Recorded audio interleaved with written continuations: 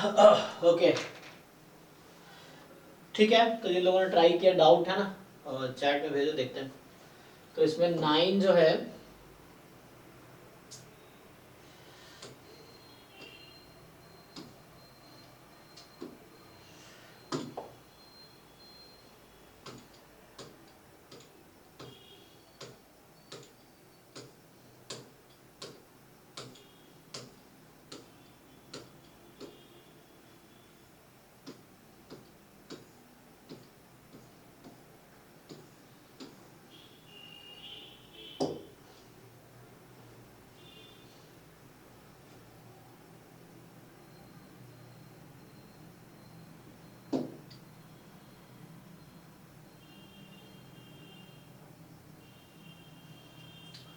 चलिए तो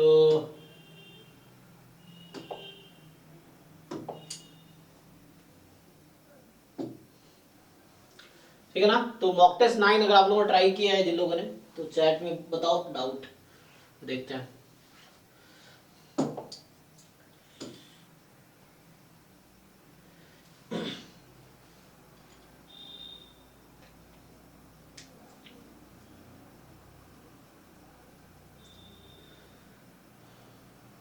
ओके 6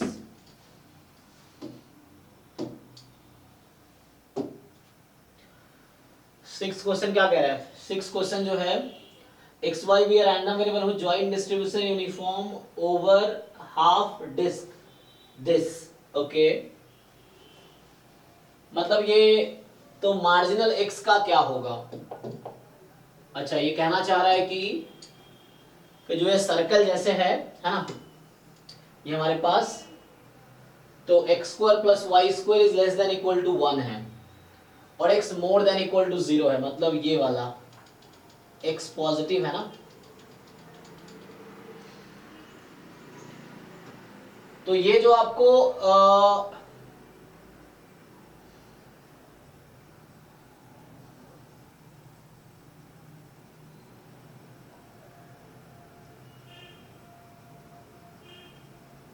ये जो सेलर रीजन है इस पे यूनिफॉर्मली डिस्ट्रीब्यूटेड है जॉइंट एक्स वाई।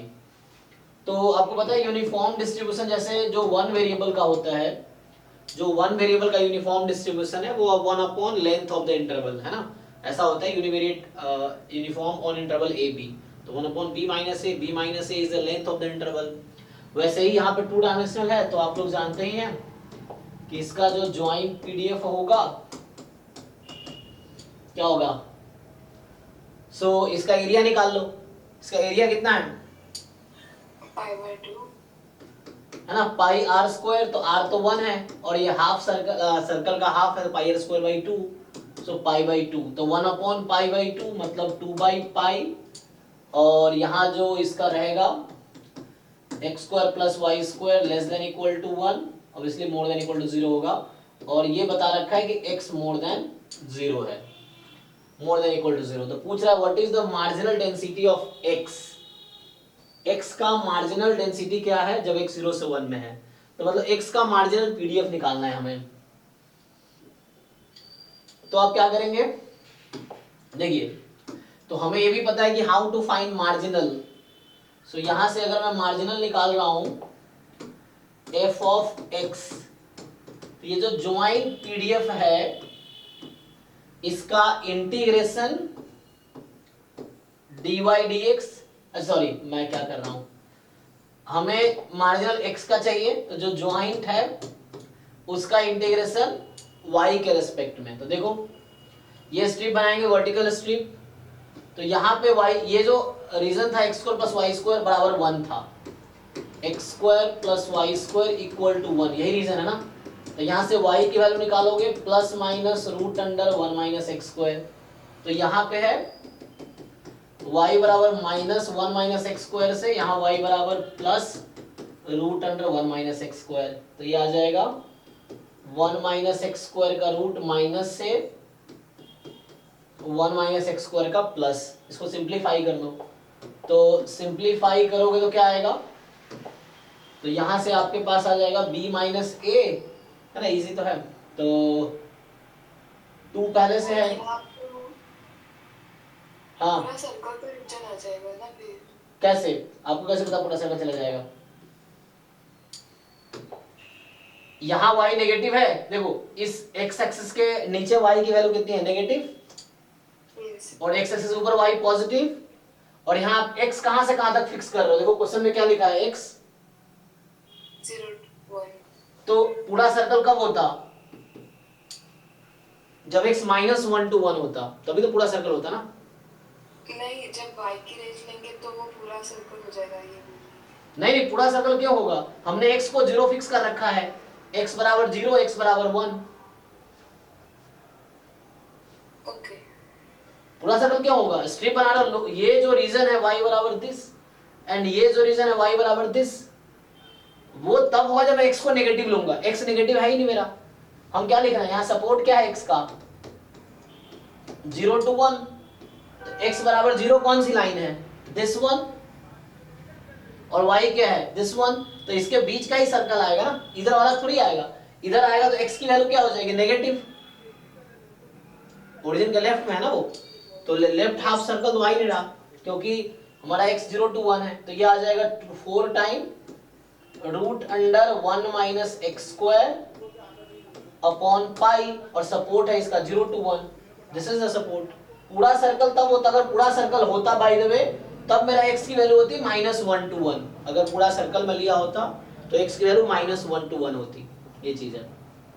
तो यहाँ x जस्ट 0 to 1 है, तो ये आंसर है, ठीक है ना, सही है, यहाँ बता रखा है x 0 to 1 है, तो सिर्फ राइट हाफ सर्कल है, ठीक है। 6 के बाद है 15, तो जो 15 है वो कह रहा है कि find the variance of a solid, ये क्या वेरिएंस कहां से आ गया, फाइंड द वॉल्यूम होगा ना, volume of a solid of reason bounded by the line of the curve x axis this this this, है ना, एक्चुअली ये वॉल्यूम है, गलती से वेरिएंस है ना, तो ये वॉल्यूम होगा, क्योंकि मैथ्स में कहां से आ गया variance. Find the volume of the solid reason bounded by the line, तो हमें वॉल्यूम निकालना है, लेकिन वॉल्यूम क्या होगा, वॉल्यूम निकालने का क्या मतलब है भाई, ये तो 2D ग्राफ है, वॉल्यूम कहां से आ गया, देखते हैं, एक्चुअली एरिया होगा, यहाँ मिस्टेक है, ठीक है ना, इसमें मिस्टेक है ना, क्योंकि सर वो शायद क्वेश्चन में ऐसा बोल रहा है कि एक्स एक्सिस के बराबर रोटेट करेगा तो वॉल्यूम जनरेट होगा, या हो ही सकता है वॉल्यूम ऑफ सॉलिड रेवोल्यूशन, हाँ, तो ये लोग क्या चेकिंग करते हैं, कौन लोग हैं, द वेरिएंस हो सकता है volume of the solid region generated by revolving the curve about, हाँ ठीक है, सर उससे भी आंसर नहीं आ रहा। अच्छा चलो चेक करते हैं, तो वाई स्क्वायर बराबर कॉस एक्स है, अच्छा तो सीधा सीधा फॉर्मूला लगाते हैं, यहाँ ज्यादा वो नहीं करते, y0 से π/2, तो अगर किसी कर्व को आप रिवॉल्व करा रहे हो x एक्सिस के अबाउट, अभी रफली मैं ग्राफ बनाया तो मान लो ऐसा है, cos 90 कितना होता है, अच्छा ये ग्राफ का रफली आइडिया लेंगे, अगर x 0 है तो 1 रहेगा, ओके, और अगर 90 है तो 0 हो जाएगा, तो जो भी रहेगा रफली मैं ग्राफ बना रहा हूँ, इस तरह से कुछ होगा, इन नॉट y बराबर दिस, तो वॉल्यूम ऑफ सॉलिड यहाँ पे होगा, the volume of solid region है ना, obtained by revolving the curve about x axis, तो इसको x के अबाउट जब रिवॉल्व कराओगे तो ऐसा बनेगा, तो ये तुम्हारा क्या होता है वॉल्यूम का फॉर्मूला, रेडियस क्या है यहाँ पे, किसके अलावा y ना, तो पाई वाई स्क्वायर dx 0 से π/2, यही होना चाहिए, ठीक, सो पाई y है ना, रेडियस कितना है, y तो है, सो यहां से आ जाएगा 0 to π/2 pi Y square, y की वैल्यू कितनी है, y square is cos x, so pi into cos x dx, तो यहां से क्या आ जाएगा, सो यहां से आपके पास आएगा, इनका क्या हो गया, हेलो, हाँ गुड इवनिंग सर, बताइए, हाँ क्लास में ही है, ऐसे बताइए, कोई बात, अच्छा हम फ्री होंगे बहुत लेट, 11 बजे होंगे फ्री, अब बताइए 5-10 मिनट ब्रेक ले सकते हैं, गेट स्टैटिस्टिक्स करवाते हैं, मैथमेटिक्स नहीं, जाम स्टैटिस्टिक्स, गेट स्टैटिस्टिक्स, हाँ ठीक है सर, हाँ थैंक यू सर। हाँ तो यहाँ से ठीक है सर, हो जाएगा। हो जाएगा। तो ये फॉर्मूला था पाई वाई स्क्वायर डीएक्स, इससे आ जाएगा, देख लो। थोड़ा सा करेक्शन यहाँ पे होगा, तो ए वॉल्यूम ऑफ रिवोल्यूशन चाहिए अबाउट एक्स एक्सिस, इससे आ जाएगा। ठीक है, नेक्स्ट जो है 16। तो 16 नंबर क्वेश्चन जो है ये बीटा उटा फिट करना पड़ेगा लग रहा है। देखो 0 से इंफिनिटी x की पावर 8, 1 माइनस x की पावर 5 एंड 1 प्लस x इस पूरे की पावर 24। Okay, dx। ठीक है, तो हमारे पास ना बीटा में दो फॉर्म था। तो हाँ x है वो पावर x का 5। अच्छा 6 है ना, एक मिनट। ओके, तो ये 6 है पावर में, तो यहां से x की पावर 8, 1 माइनस x की पावर 6, 1 प्लस x की पावर 24 dx। तो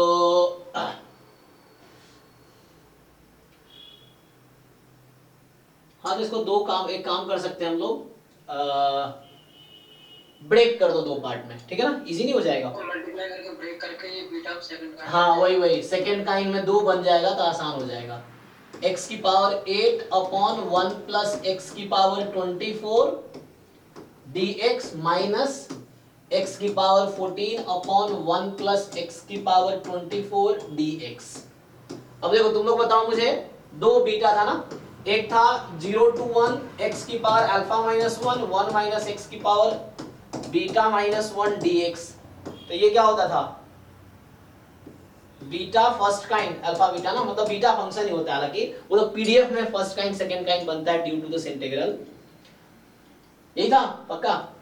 और एक था 0 टू इंफिनिटी x की पावर अल्फा माइनस 1 अपॉन क्या होता है x की 1 प्लस x की पावर क्या, alpha plus beta, alpha plus beta dx। तो ये कितना आता है, सेम ही रहता है। ठीक है ना, हाँ सही रहता है वही। तो तुम्हें देखना है कौन से फॉर्म, तो इस फॉर्म का है ना हमारा ये, देखो तो ये जो है पहला वाला आ गया बीटा फंक्शन 9 कॉमा कितना, क्योंकि अल्फा माइनस 1 8 है ना, तो 9 और यहाँ 9 प्लस 15, 15 प्लस 9 24 है ना। ओके, प्लस ये आपका बीटा यहाँ क्या है 15 कॉमा 15 घटा दो इसमें ना 20, 9 के 11 9 आएगा 9 है ना। तो ये हो गया। अब इन दोनों में क्या रिलेशन है,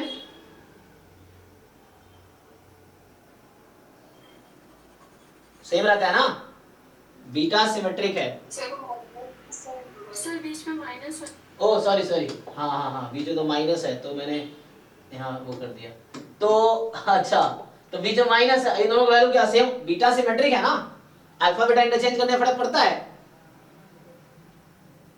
नहीं ना, कोई फर्क नहीं पड़ता। इसी में तुम चाहो तो ये जो इंटीग्रल है इसमें 1 माइनस एक्स को y रख दो, तो ये x बन जाएगा 1 माइनस वाई, और इंटीग्रल ऐसे चेंज हो जाएगा, सेम ही आ जाएगी। तो ये बीटा अल्फा और बीटा अल्फा सेम ही रहता है दोनों।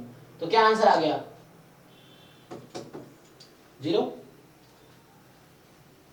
सही कि नहीं, कोई डाउट हो तो बताओ, ठीक है, डायरेक्टली इस फॉर्मूले पे।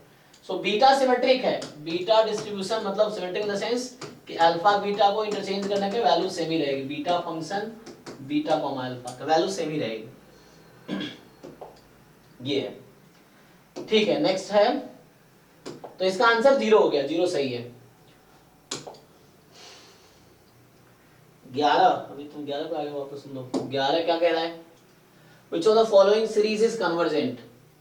तो कौन सी वाली सीरीज इसमें कन्वर्जेंट है, तो पहले सीरीज का nth टर्म लिख के फिर आप टेस्ट करो कि, मतलब बहुत सारे टेस्ट हैं, टेस्ट लगाने पड़ेंगे, देखना पड़ेगा आपको।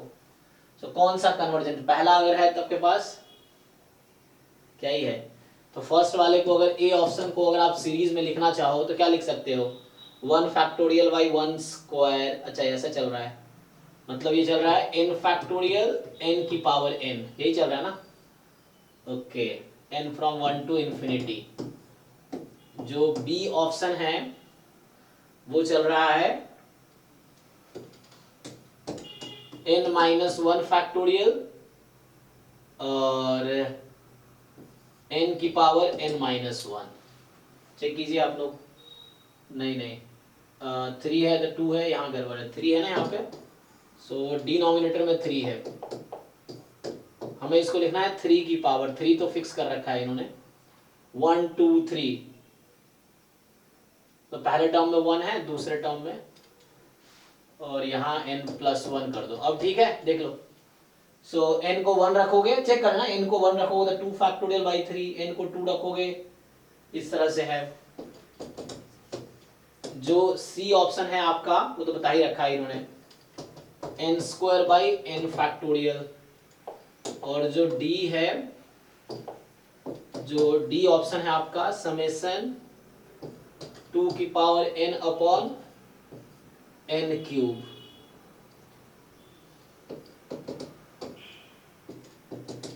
चलिए, तो क्या इसमें टेस्ट ही तो लगाने, डिफरेंट टेस्ट लगा के देखो क्या होगा। सर सी रेशियो बेस से 0 ओके, सो यहाँ सिंपली रेशियो टेस्ट लगा के, अच्छा उससे मतलब कन्वर्जेंट आ जाएगा। सब में टेस्ट लगाना है, आपने टेस्ट पढ़े होंगे। तो यहाँ तो देखो, यहाँ ज्योमेट्रिक चल रहा है लेकिन ऊपर फैक्टोरियल है।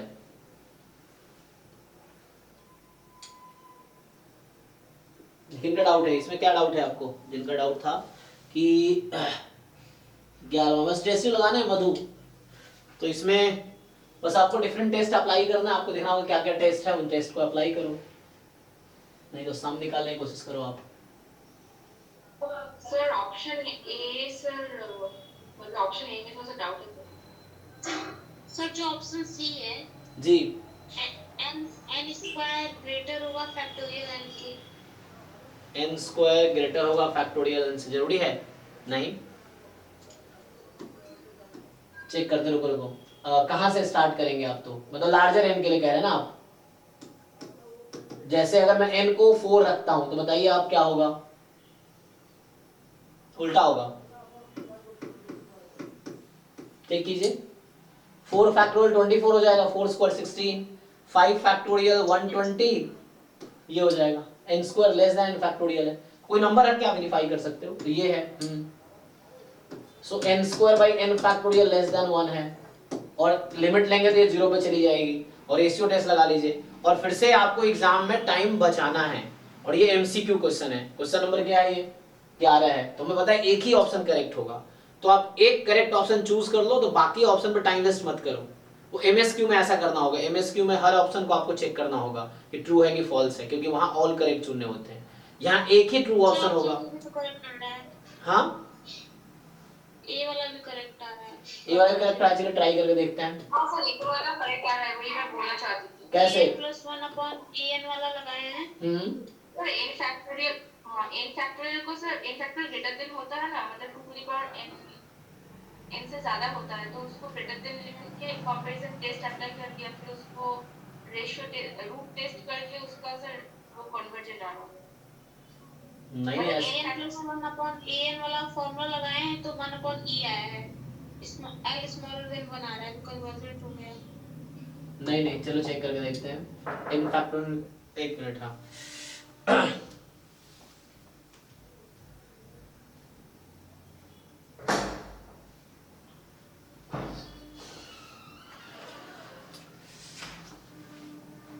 so n factorial upon n factorial n की पावर n है, तो n यहाँ n टाइम मल्टीप्लाइड है। ओके, तो अगर आप n+1 लगाएंगे तो n+1 फैक्टोरियल n+1 की पावर n+1, ठीक है। अब आप कह रहे हैं कि an+1 अपॉन an निकाल लेते हैं, तो an+1 को डिवाइड करेंगे an से,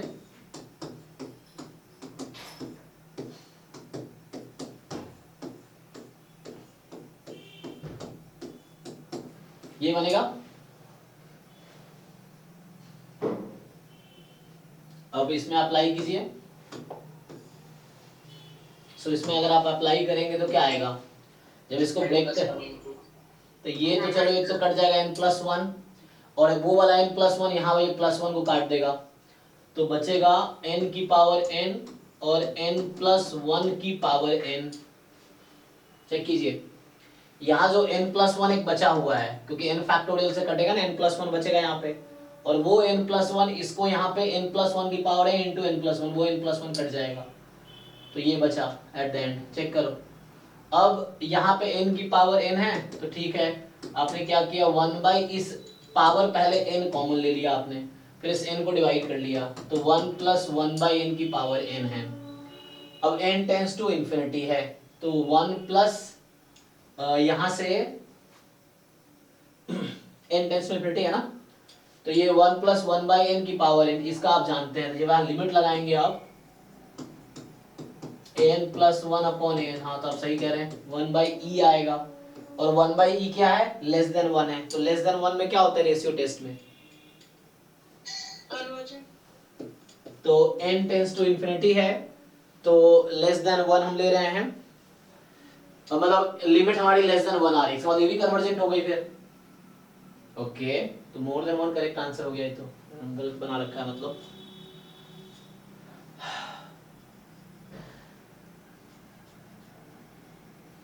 बाकी लोग चेक कर लो, कैलकुलेशन देख लो, है ना। सो बता दो सही रही, तो फिर इन्होंने गलत बनाया ना, तो ऑप्शन एक ही करेक्ट होगा।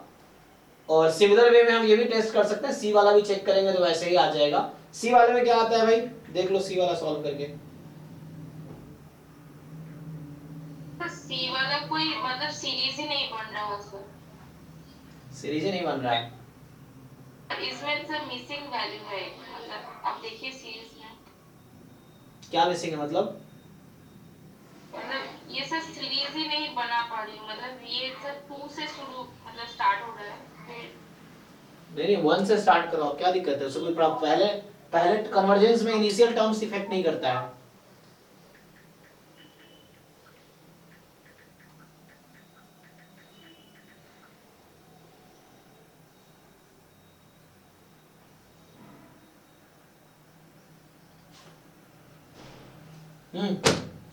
ये तो कन्वर्जेंट होगा, इसमें क्या नहीं बना पा रहे, तो सीखना पड़ेगा ना आपको, क्या नहीं बना पा रहे, ये सब क्वेश्चन प्रैक्टिस करने की जरूरत है, जब प्रैक्टिस करोगे तो दिखेगा।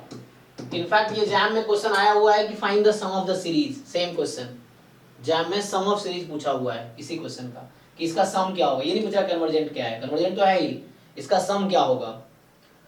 तो यहाँ पे हमने ये सॉल्व भी किया था, कई बार सॉल्व किया हमने,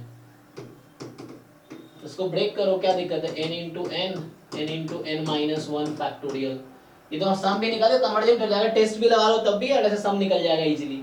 n कट गया तो अभी n/n minus 1 factorial, n from 1 to infinity, आगे 1 रख दोगे तो 1 पे तो ये वैल्यू क्या रहेगी 1, तो 2 से स्टार्ट करो, इसको और ब्रेक करोगे तो we can write it n minus 1 plus 1, इसको ऐड सब्ट्रैक्ट किया, सो समेशन एक कट जाएगा तो 1/n minus 2 factorial and 1/n minus 1 factorial.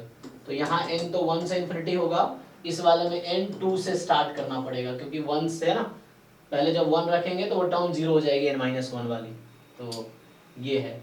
और यहाँ पे जब आप लिखेंगे कन्वर्जेंट तो है, इसका सम क्या है, ये तो e हो गया, और इसका सम क्या होगा, अभी n को 2 रखेंगे 0 से, ये भी e हो गया, तो 2e आ गया, 2e इसका सम है, तो कन्वर्जेंट तो है, ये सम इसका 2e है।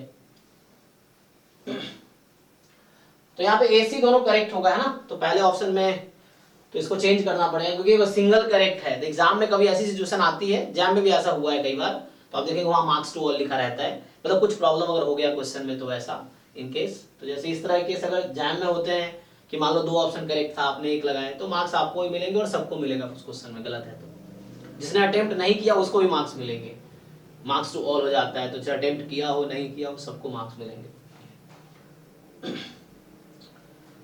ठीक है, तो इसमें करेक्शन है। नेक्स्ट है 11 के बाद क्या हो गया, 16 26 है ना, कहाँ तक थे हम लोग, 26 16 हो गया ना, 16 हो गया, 26 कह रहा है कि 20 भी है उससे पहले। 20 है, ओके, सो 20 कह रहे हैं यहाँ पे 20 x be a non-negative random variable with finite non-zero expectation mu, है ना? Which of the following statement is correct for every t more than 0? तो x कोई नॉन नेगेटिव रैंडम वेरिएबल का फाइनाइट है ना, नॉन जीरो एक्सपेरिमेंट, कौन सा statement correct है for every t more then this? तो आई थिंक ये कहीं ना कहीं मुझे लग रहा मार्कोव इनइक्वालिटी का क्वेश्चन है. देख, probability x more than equal to t mu, तो क्या होता है अगर मैं इसका निकालूं तो मार्कोव इनइक्वालिटी क्या कहती है? x more expectation of x upon जो भी ये नंबर है, तो यहाँ से टी म्यू आ जाएगा, तो म्यू अपॉन टी म्यू, तो म्यू तो कट जाना चाहिए, तो 1/t रहना चाहिए. तो ठीक है, बी ऑप्शन. बाकी कहाँ डाउट है? Markov inequality, expectation of x more than equal to n less than equal to ex upon n. ये आपके सिलेबस में है, ठीक है, जैम गेट दोनों में है ये.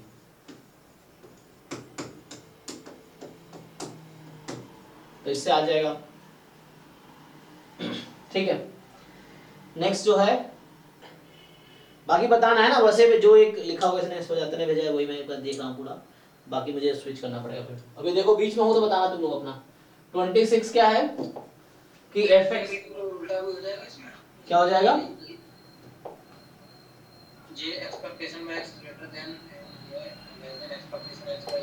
तो वैसे कर सकते हो ना, x अगर less than equal to n होगा कहीं, तो इस केस में ये more than equal to 1 minus ex by n. कई बार इस फॉर्म में भी आ जाता है, सेम ही चीज है. अब बताओ तुम क्या कह रहे थे? कई बार इस फॉर्म में भी क्वेश्चन आ जाते हैं, ये सेम ही चीज है दोनों. तो कई बार क्या है, यहाँ मोर देन की जगह लेस देन रहेगा, तो जब लेस देन होगा तो मैंने क्या कि कॉम्प्लीमेंट लिया, मैंने कुछ और नहीं किया, कॉम्प्लीमेंट लिया है. दोनों माइनस से मल्टीप्लाई किए, 1 ऐड कर दिया, तो ये बन गया और ये आ जाएगा अगर ऐसा होगा तो. सेम जैसे चेबीशेव्स में होता है, उसका भी दो फॉर्म है ना, तो चेबीशेव्स इनइक्वालिटी है, तो वहां भी वैसे ही जैसे इसमें सेम प्रॉपर्टी वहां होता है. 26 का fx gx 2 pmf है, तो fx तो इस तरह से दे रखा है, जो आपका fx है वो 1/6 है, जब x की वैल्यू 1 2 3 4 5 6 है, और gx की जो वैल्यू है, ठीक है, तो कोई दिक्कत नहीं है. हमें क्या करना है, तो सीधा सीधा मैं सॉल्यूशन स्टार्ट करता हूं, है ना. इस तरह क्वेश्चन ध्यान में आए हैं इस कॉन्सेप्ट पे. सो x be the random sample of size 1 from the distribution with this to test h0. h0 में क्या है, h को f लेना है, h1 में g लेना है. तो most powerful test of size 1/6 reject h0 if. पूछ रहा है रिजेक्शन रीजन कौन सा है. ओके, तो एक काम करो, हम लोगों ने ये पढ़ा है LH0 अपॉन LH1, तो मतलब मुझे H0 में f है, f अपॉन g कैलकुलेट करना होगा, तो f अपॉन g निकालो. सो इसकी वैल्यू हम देखते हैं क्या आता है. तो x की वैल्यू, डिफरेंट x की वैल्यू पे देखना पड़ेगा हमें, रेशियो क्या है. ठीक है भाई.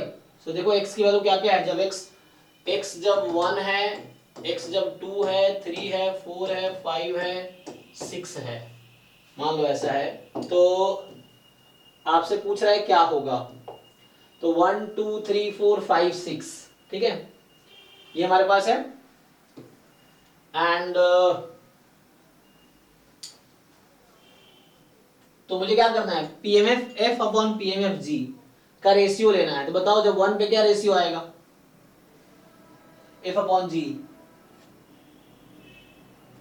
1/6 अपॉन 1/12.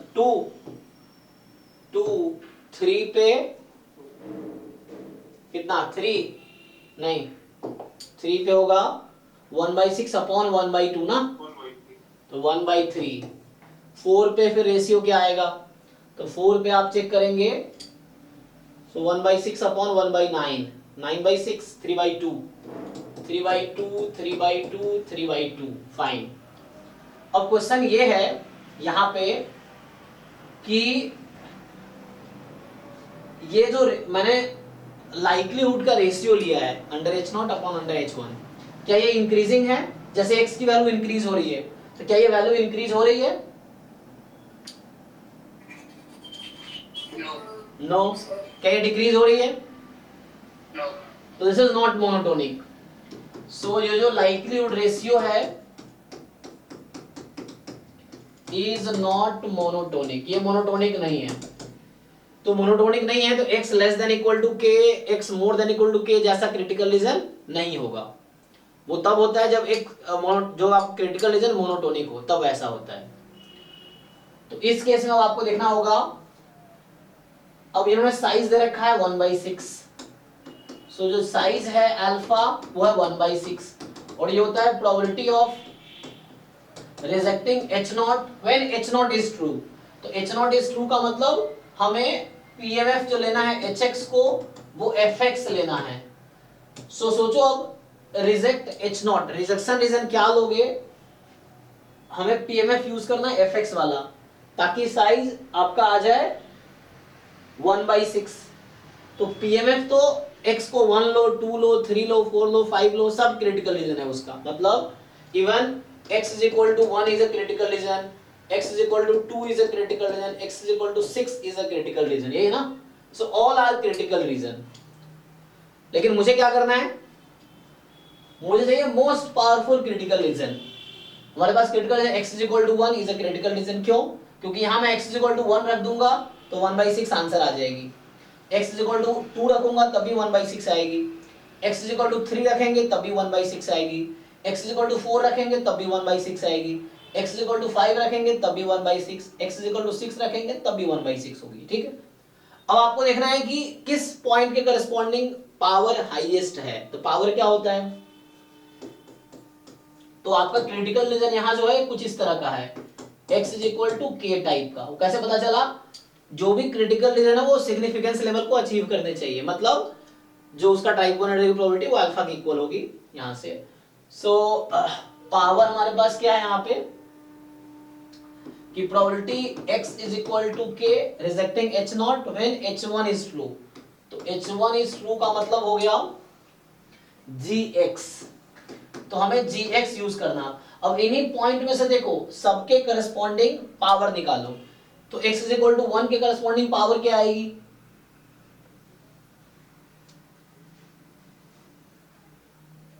जिस मैक्सिमम पावर हो जाएगी। जी जी, तो किसके करस्पॉन्डिंग मैक्सिमम पावर आएगी? 3 पे। तो x is equal to 1 पे power 1/12, x is equal to हाँ, तो x is equal to 3 पे पावर 1/2 है।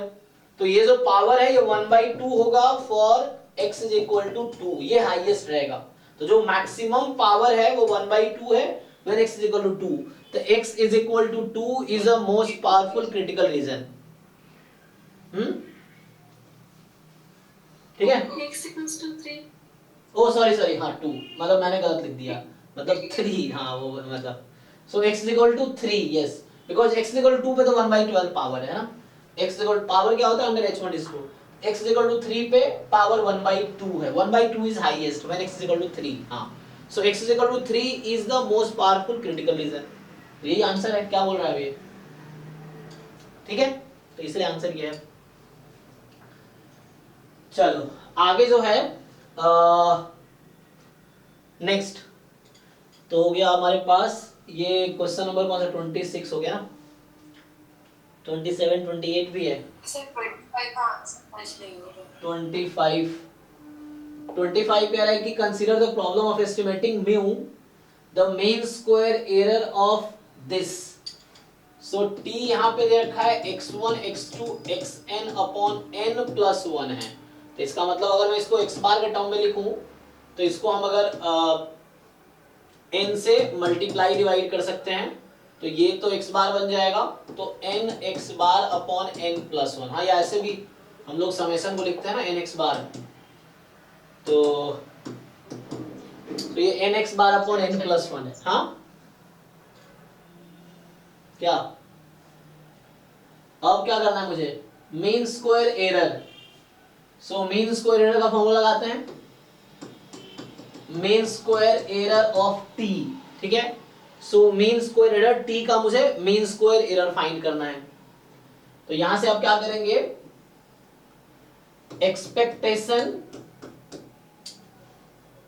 मतलब एक तो ये था t माइनस है ना, क्या होता है x whole square plus the variance of expectation of t minus theta whole square. किसका पूछा है ये, म्यू का ना। एक तो ये है और नहीं तो दूसरा आप इसे भी कर सकते हो, और नहीं तो ओपन करना है तो variance of t plus expectation of t minus theta, मतलब यहाँ म्यू ये होता है ना, देख लो दोनों है, कोई भी फॉर्मूला इसका ये निकल के आता है। Okay, so the mean square error of the estimate क्या आएगा? सो क्या आएगा, वेरिएंस ऑफ t, यहां से वेरिएंस निकालोगे, so n square n plus 1 square और variance of x bar, so actually यहाँ पे इसने वो नहीं दिया है कि डिस्ट्रीब्यूशन क्या है ना, मतलब सैंपल कहाँ से लिया गया है, सैंपल का डिस्ट्रीब्यूशन क्या है। यहाँ तो ठीक है सिग्मा, लेकिन हमें तो बताएंगे ना वो क्या है। यहाँ थोड़ा गलती है कि इसमें डिस्ट्रीब्यूशन लगाना पड़ेगा। Consider the problem estimating mu, ठीक है, लेकिन किस में एस्टिमेट करना है वो, मतलब किस पॉपुलेशन से लिया गया है। तो अभी तो चलो सिग्मा स्क्वायर बाई n, ठीक है, प्लस एक्सपेक्टेशन ऑफ t यहां से निकालोगे, so n mu by n plus 1 minus mu. अब इसका है होल स्क्वायर, इसको सिंप्लीफाई कर दो, सो इसको सिंप्लीफाई करो, यहाँ एक n कट गया, चलो तो n sigma square by n plus 1 square. अब यहाँ एलसीएम लो, म्यू बाहर करोगे म्यू स्क्वायर, कितना आ जाएगा 1 बाई, तो यहाँ आ जाएगा mu square by n plus 1 square, check करो है ना। तो ये हो गया। अच्छा, तो यहाँ मुझे लग रहा है ऐसा है कि उन्होंने क्या लिखा 1 प्लाई n प्लस 1 तो ये एक्चुअली डिस्ट्रीब्यूशन जो है ना, नॉर्मल म्यू कॉमा किसे लिया गया है, क्योंकि सिग्मा स्क्वायर को जब म्यू स्क्वायर करेंगे तो आंसर मैच कर जाएगा ना। अगर सिग्मा स्क्वायर की जगह आप म्यू स्क्वायर रख दो तो ऐड होकर क्या आ जाएगा, चेक करो। तो मतलब कहने का मतलब ये इसका जो रैंडम सैंपल था ये कहां से लिया गया है, x1 x2 xn is a random sample from normal, mean mu है और वेरिएंस म्यू स्क्वायर है।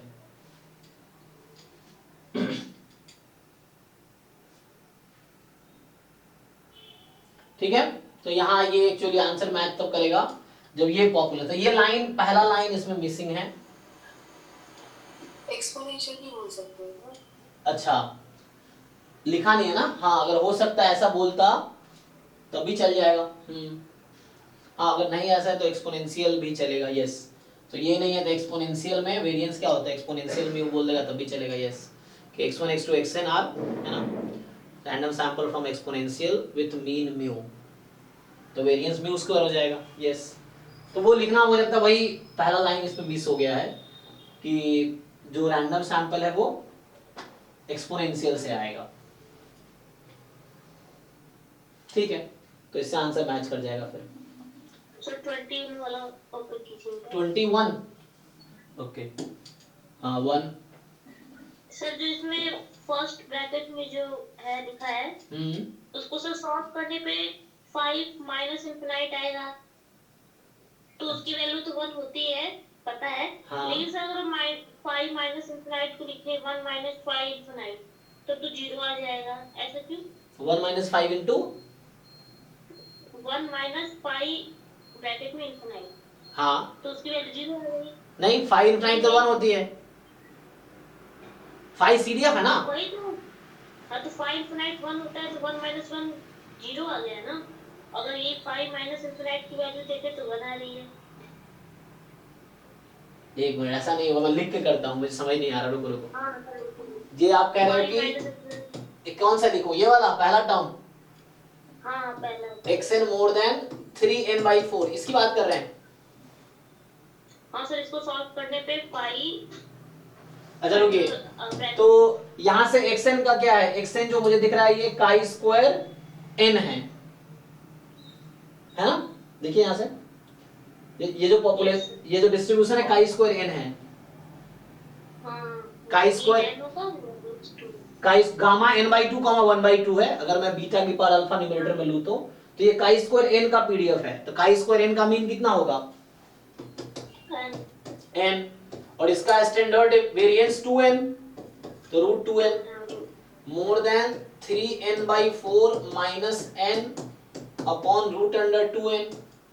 सो ये आपका n टेंस टू इन्फिनिटी लगा लेंगे तो ये z हो गया। अब इसको सिंप्लीफाई करेंगे तो -1/n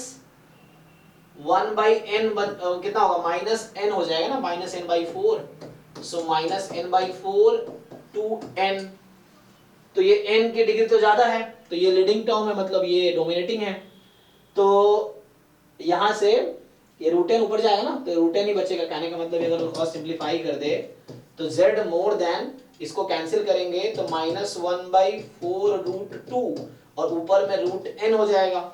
अब बताइए आप क्या कह रहे हैं? अब किसी भी तरीके से करेंगे आंसर तो सेम आएगा, तरीके कोई भी लगाए। सर इसकी वैल्यू लिखना चाहे हम तो 1 आएगी।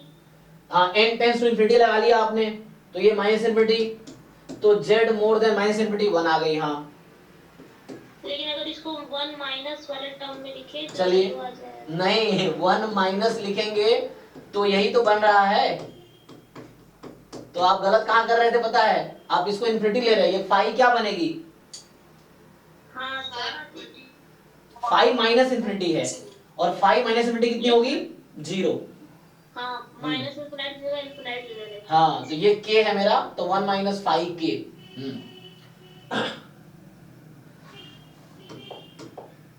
तो इससे फिर भी आंसर 1 ही आएगा, ठीक है। यस सर, क्लियर हो गया। तो नेक्स्ट जो है आ गया हूँ 30, कौन सा रह गया 27। 27 चलिए।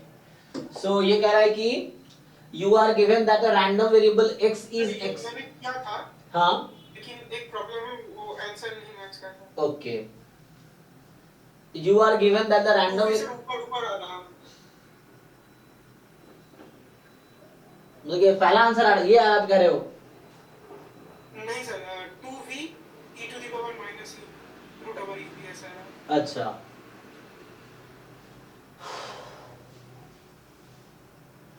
मतलब पहला ऑप्शन इस तरह से आ रहा है, ओके, देखते हैं, करके देखता हूं ट्राई।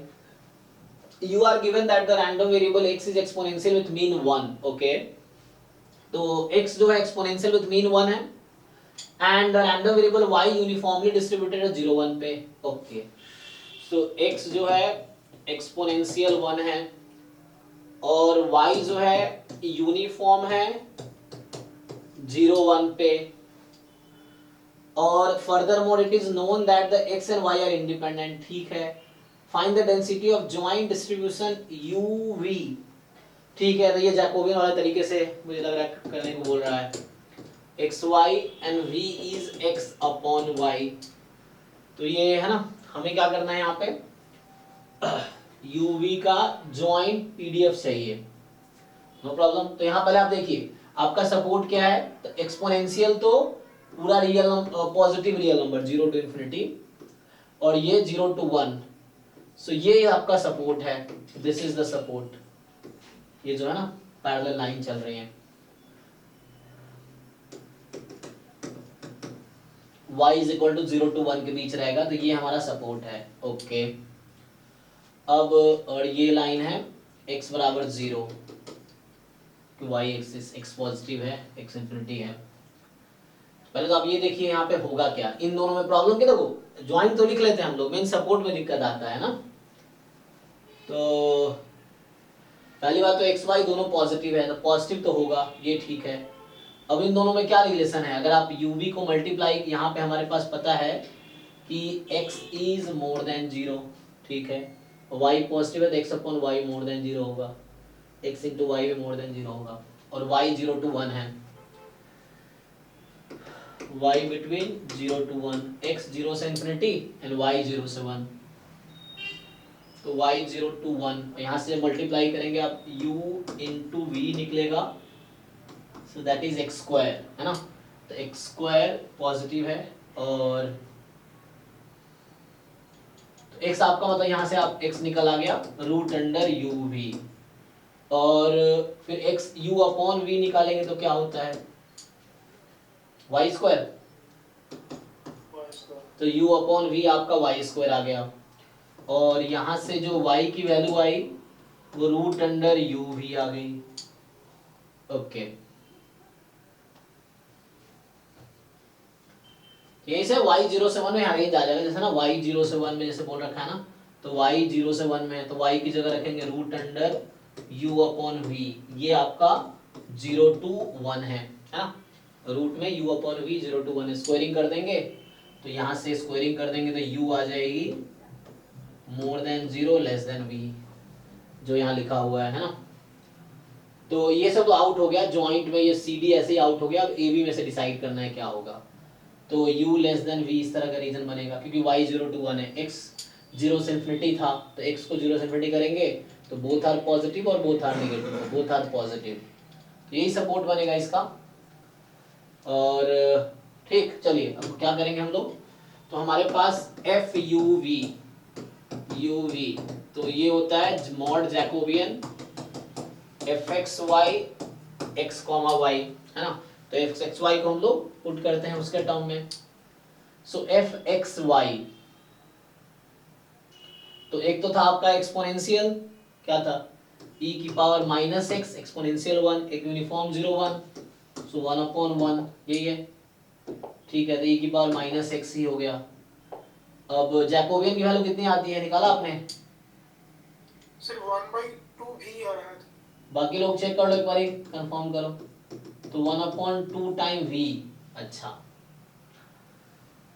तो इसको डिफरेंशिएट करेंगे, रूट रूट बन रहा है, तो कोई कैलकुलेट करके देखो, है ना। ऐसे अंधविश्वास गलत होता है, क्योंकि है ना कई बार गलती हो जाती है, फिर आप पे अज्यूम कर देते हो, तो वहाँ गलती आप भी कर देते हो, इसलिए आप खुद कैलकुलेट करो। जैकोबियन कैसे निकालते हैं, मैट्रिक्स 2 क्रॉस 2 का बनेगा, डिटर्मिनेंट बनाओ, del X D X upon D U, D X upon D V, D Y upon D U, D Y upon D V, उसका डिटर्मिनेंट निकालो।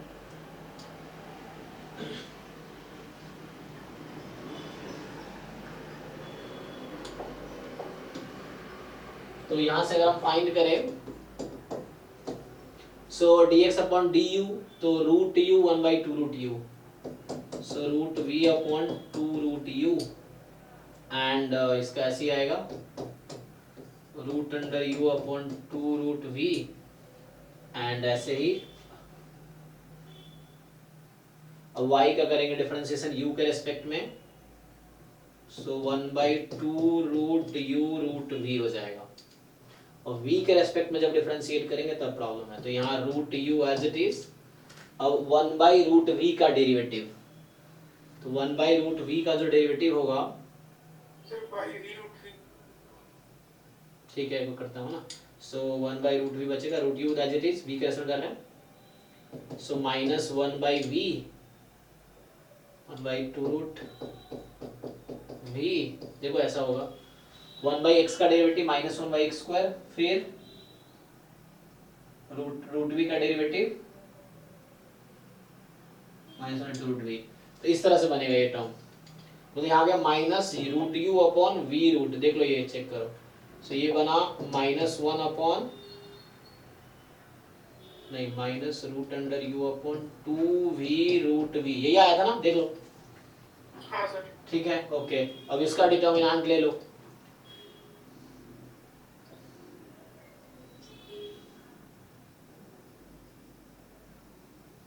बाकी लोग वेरीफाई करो क्या ये 2v आ रहा है सच में, मतलब माइनस में कोई दिक्कत नहीं है, अगर माइनस भी आएगा कोई दिक्कत नहीं, क्योंकि तो मॉड लेंगे बाद में, यस सर। ओके। तो यहाँ से क्या करते हैं आप, तो इसको 1/2v और e की पावर माइनस एक्स है, और x की वैल्यू है रूट यू वी, तो x की वैल्यू है root under you we,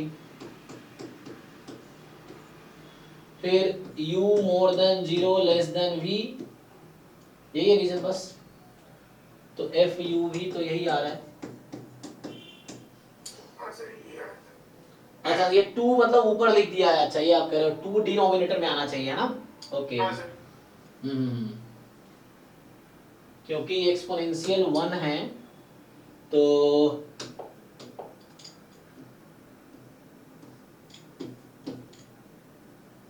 exponential 1 है, हाँ ये 2 का तो ये 2 जो है ना, ये 2 एक्चुअली ये डिनोमिनेटर में ही आएगा, तो यहाँ इन्होंने हो सकता है ना इनका जैकोबियन गलत आया जिसने सॉल्व किया हो।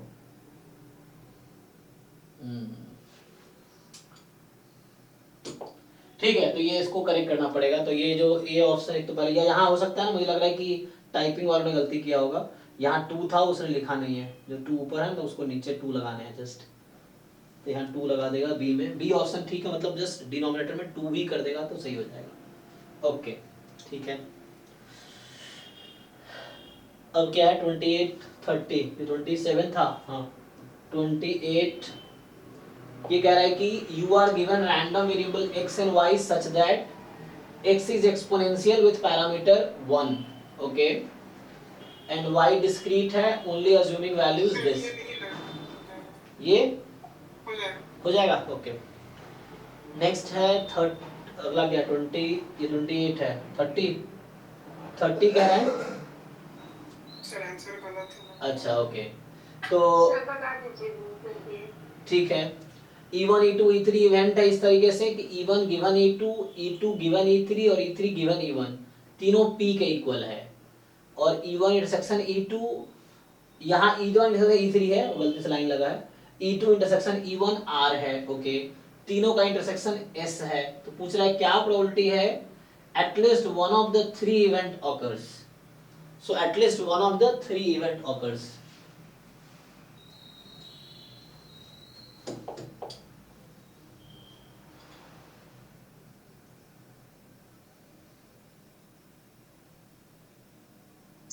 सर इसमें ना ऑप्शन ही गलत लिखा है, 3R/P होगा, डी वाला सब जगह सही है। ओके ओके, तो सॉल्व कैसे किया आप लोगों ने? यूनियन निकालने में चीज़ का। हाँ, यूनियन के लिए फिर वहां से ओपन करना पड़ेगा।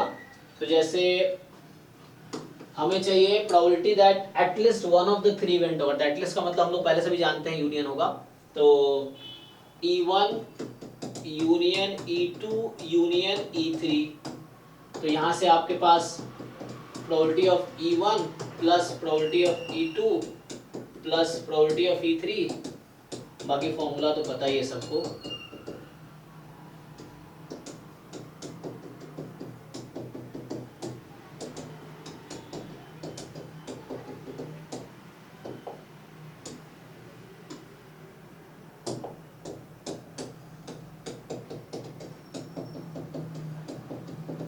जिसमें हमें तो गिवन है, लास्ट के इंफॉर्मेशन तो गिवन है, बस शुरू वाले चाहिए, मतलब हमें E1 E2 E3 ही तो चाहिए, तो वो आ जाएगा उससे क्रॉस मल्टीप्लाई करके, है ना, यहाँ गिवन है एक्चुअली, इससे आ जाएगा।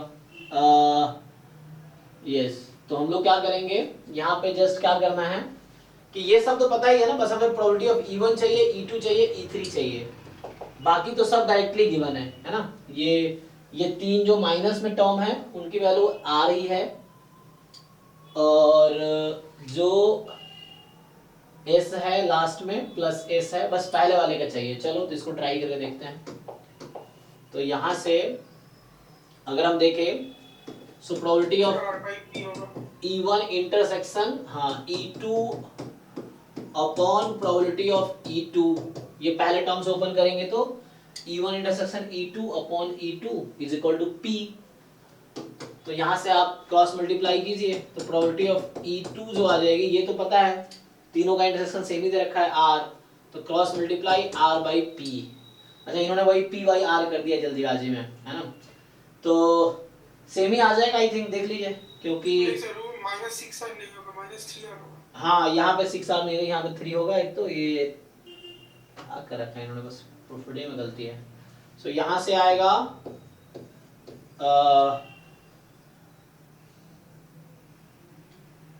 ठीक है, तो यहाँ से क्या आ जाएगा, मतलब बाकी भी सेम ही आ जाएंगे ना, तो यहाँ से आ जाएंगे जस्ट, बाकी तो सेम ही R अपॉन P हो जाएगा। देखिए तो R upon P, R upon P, R upon 3, R upon P -3, और ये जो वैल्यूज हैं ये r थी 3r प्लस s, यही तो बनेगा। सो 3r अपॉन p, ट्राई करेंगे तो हो जाएगा। सो 3r upon p minus 3r plus s, ऐसे ठीक है ना।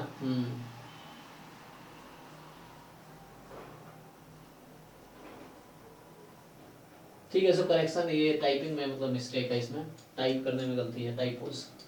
ठीक है, तो नेक्स्ट जो है 32। तो बाद में आप देख लेना कि कितने आपके सही गलत है उसके हिसाब से। 31 कौन सा था ये? 30 31 28 बता दीजिए। 28 अच्छा 28 ये तो ज़्यादा हो गया। 28 में क्या है, आपने ट्राई किया है? एक्स वाई, एक्स एक्सपोनेंशियल 1 है, वाई डिस्क्रीट है, ट्राई करोगे तो हो जाएगा। वाई इसको सर कोवेरिएंस को सर वो कंडीशनल डिस्ट्रीब्यूशन में की थी, लेकिन उसका मतलब ओरिजिनल सॉल्यूशन में थोड़ा सा प्रॉब्लम है सर, मतलब क्वेश्चन में शायद find the covariance of X Y. कुछ बता दीजिए इसका। हाँ ठीक है, फॉर्मूला तो एक, अच्छा इसमें एक वैसे इसका आंसर भी गलत आ रहा है। 0 आएगा क्या? आंसर ठीक है नहीं आ रहा, मतलब वो कुछ अलग आ रहा था। आंसर क्या आ रहा है आप लोग का? तो मेरा तो 0 आया था। एक डिस्क्रीट और एक कॉन्टिन्यूअस है। चलो देखो, x जो है एक्सपोनेंशियल 1 है और y जो है डिस्क्रीट है 0 1 2 3। Discrete only assuming value 0 1 2 dot dot dot. अच्छा तो पीएमएफ तो दिया ही नहीं है, तो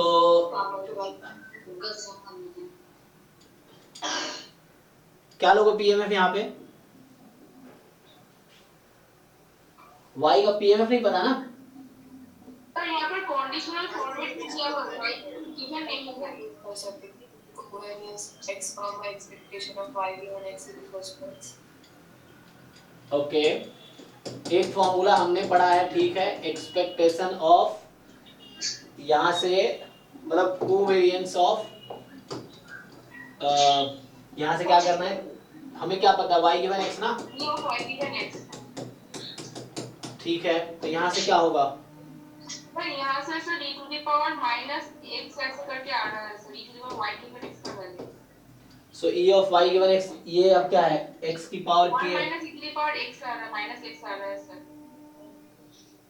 हमें फाइंड करना है y की वैल्यू क्या है, y तो x वैल्यू, अच्छा बता तो रखा है पीएमएफ y का यहाँ पे, जब x गिवन है तब, तो k का सपोर्ट ये है तो कोई दिक्कत नहीं है। यहाँ से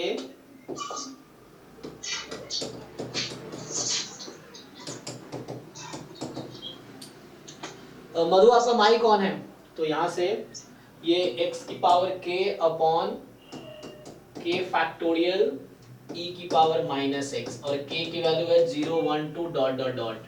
तो यहाँ से आपको क्या चाहिए, आपको एक्सपेक्टेशन चाहिए, एक्सपेक्टेशन y गिवन x का चाहिए। तो यहाँ पे x टाइम नहीं y गिवन x है ना, ये तो पांचों x हो गया जो हो जाएगा। सो k कहाँ पे है, k सिर्फ यहाँ पे है, ओके। तो यहाँ पे जो हमारे पास है क्या बन गया, e की पावर माइनस लैम्डा, लैम्डा की power x, okay yes yes Poisson x हो गया। तो डायरेक्टली आ जाएगा। हाँ क्यों कैलकुलेट करना है मुझे, क्योंकि k 0 से स्टार्ट है, पॉइजन 0 से स्टार्ट होता है, ठीक है हाँ सही है, तो हमें जरूरत नहीं था y का।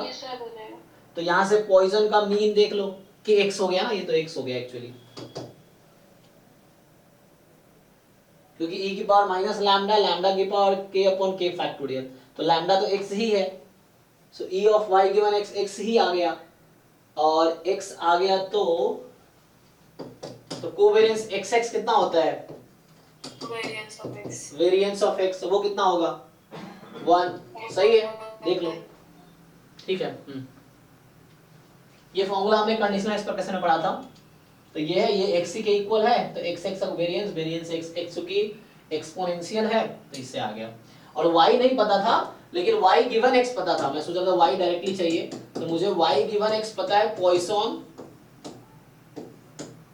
x है एक्चुअली, ये y given x is Poisson x, तो उससे आ जाएगा।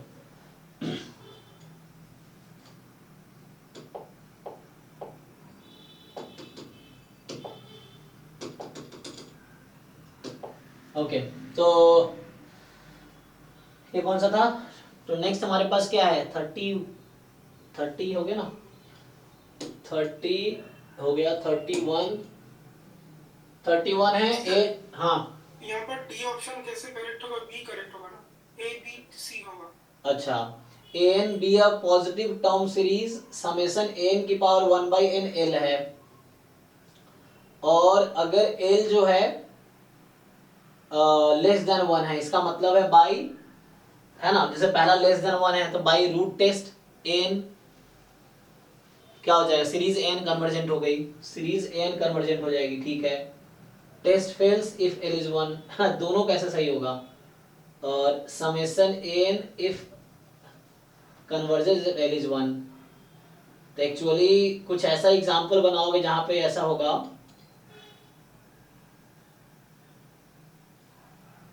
जैसे एग्जांपल के लिए समेशन 1/n ले लूं मैं, देखो अभी, तो इसके लिए क्या हो रहा है? सो यहाँ पे ना ये क्या बनाते हैं ये लोग, सो इसमें देखो, इसमें क्या होगा? एन जो हमारे पास है, जो एन सीक्वेंस है ना, तो इसमें क्या हो रहा है? ये सेटिस्फाई करेगा इस चीज को, 1/n इसकी पावर 1/n लिमिट, ये कितनी आ रही है यहाँ पे? 1, ये फॉर्मूला होता है ना, चेक कर लो एक बारी, n टेंड्स टू इंफिनिटी है, तो n की पावर 1/n कितना आता है? n की पावर, हाँ n की पावर 1/n, आई थिंक 1 था ना लिमिट इसका, चेक करो क्या आता है।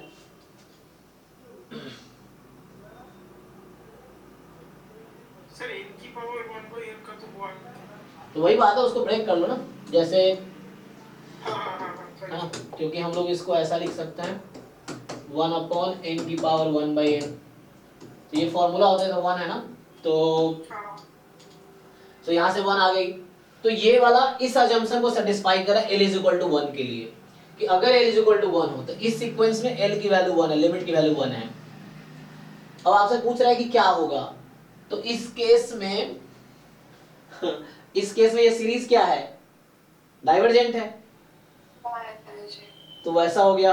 और टेस्ट फेल्स क्या होता है? ये इसने बनाए हैं एक्चुअली उस बेसिस पे, सर जो थ्योरम था उससे बना है। हाँ सर वैसे तो बी ट्रू होगा। हाँ, थ्योरम के बेस पे इन्होंने बनाए हैं ना, तो ये गलती से ये लगा दिया है, ये हट के ये ए बी सी कर सकता है ये, है ना, मतलब ये रूट टेस्ट पे क्वेश्चन बना दिया, लेकिन गलती से ये बी की जगह डी लगा दिया है, ये ए बी सी यहाँ करेक्ट होगा, डी ना होके, तो ये बी की जगह डी मतलब टिक कर दिया है, इसलिए तो ये डेफिनेशन बेस्ड क्वेश्चन है, तो ये ए बी सी सही होगा, ठीक है, इसमें करेक्ट करना पड़ेगा ए बी सी, ठीक है। ऐसे वीडियो ये रिकॉर्ड हो ही रहा है, तो इसके बेसिस पे भी हम चेंज करवा लेंगे एग्जाम के बाद, तो उसमें सारे चेंज हो जाएंगे, नेक्स्ट टाइम ये सारी गलतियां दूर हो जाएंगी। ओके, अगला क्या है? 32 जो है, which of the following is not true? क्या लिखना चाह रहा है? Determinant is n linear but not skew symmetric. Determinant is not n linear but skew symmetric. Determinant is n linear. Sir इसका मतलब समझ नहीं आया। ये डिटर्मिनेंट फंक्शन के बारे में कुछ इन्फॉर्मेशन देना चाह रहा है, लेकिन इसे क्या है कि लिमिट लग रहा है। Determinant neither n linear nor skew symmetric.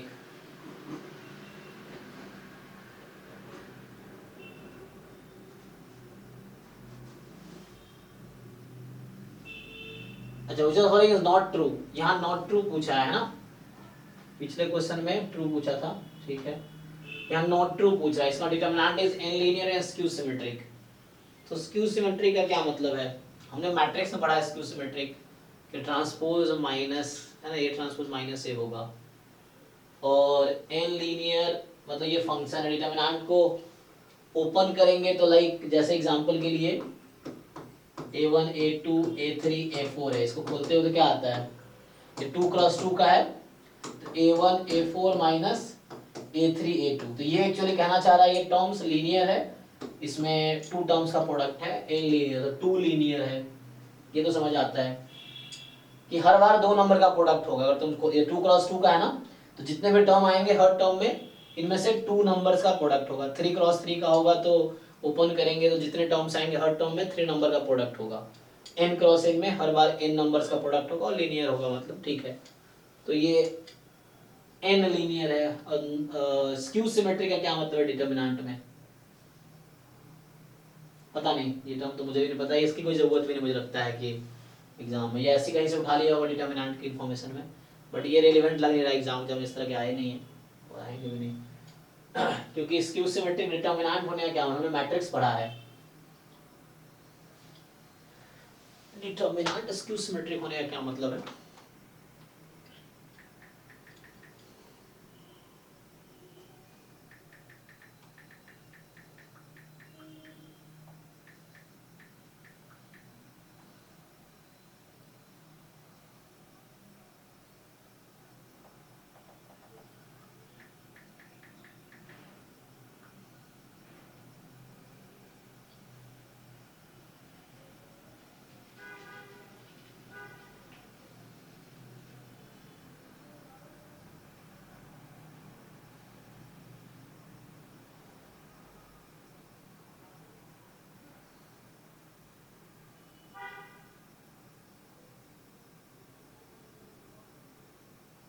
ऐसा कोई टर्म है नहीं। स्क्यू सिमेट्रिक फंक्शन क्या है? ऐसा कोई टर्म नहीं है।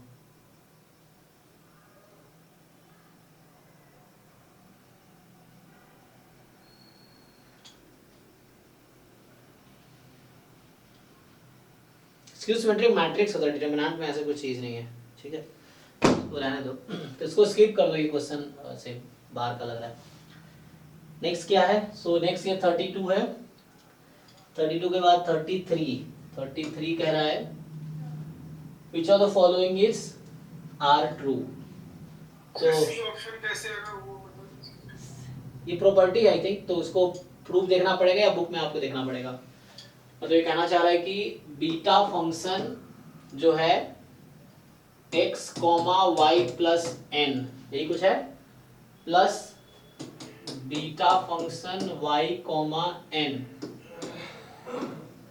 Upon beta function x plus y n, ये एट द एंड इक्वल आएगा बीटा एक्स वाई के। ओके,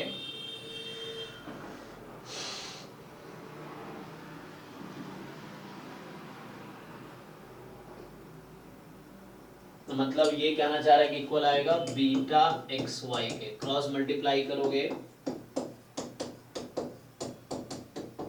क्योंकि प्रूफ करना थोड़ा डिफिकल्ट रहेगा, तो तुम ऐसे कर सकते हो, कुछ नंबर लेके चेक कर सकते हो कि गलत तो नहीं आ रहा है ना। तो ये इस तरह से है,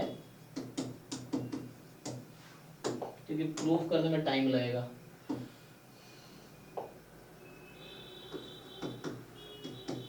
इस तरह से है कि beta x comma y plus n, beta y comma n, beta x y, beta x plus y N.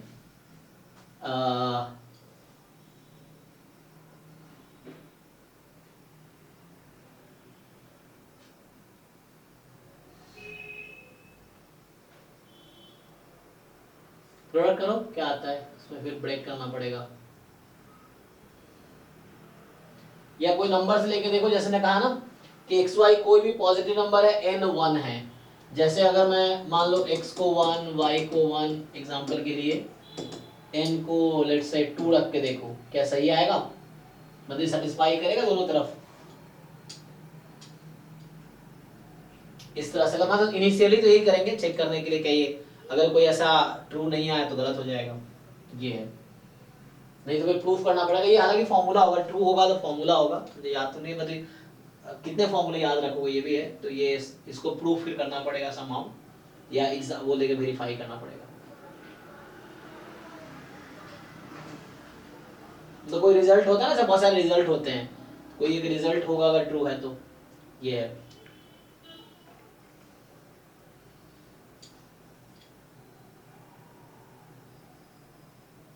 Verify करके देखो ट्रू, मे बी अगर स्टेटमेंट ट्रू है तो ट्रू ही आएगा। इस तरह से है। अब हाउ टू प्रूफ, तो प्रूफ लिखना पड़ेगा इंटीग्रल बना के, जैसे हम लोग जानते हैं बीटा की डेफिनेशन, उससे प्रूफ लिखना पड़ेगा। पढ़ा देना चाहिए, मुझे लगता है कि जैसे अगर मैं कहीं लिखता हूं, जैसे हम लोग बीटा एम एल लिखते हैं, या है ना, तो अगर वन मतलब फर्स्ट काइंड में लिखोगे तो ये हो जाएगा,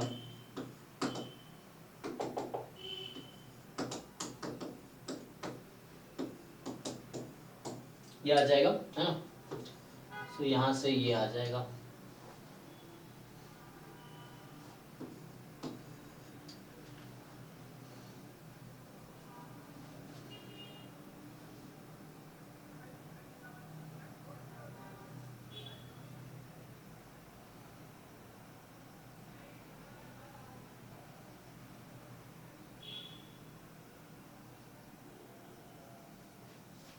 इस तरह से है। अब जैसे प्रोडक्ट करना तो वेरिएबल चेंज कर देना, फिर उसमें आ जाएगा।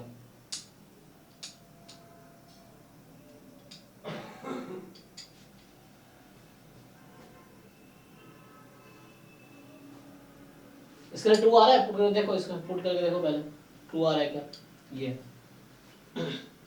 बाकी अगर ट्रू है तो फिर प्रूफ ही करना पड़ेगा। प्रूफ करने के लिए यही पुट करके समहाउ, है ना, प्रूफ एक पर्टिकुलर टेक्निक रहता है, उससे प्रूफ करना पड़ेगा। डायरेक्टली थ्योरम वोरम कुछ है तो उससे देख सकते हैं, जो बीटा इंटीग्रल का जो थ्योरम्स होगा तो उसको यूज कर सकते हैं, बीटा इंटीग्रल के थ्योरम्स। इसमें कुछ प्रॉपर्टीज मतलब देखना पड़ेगा।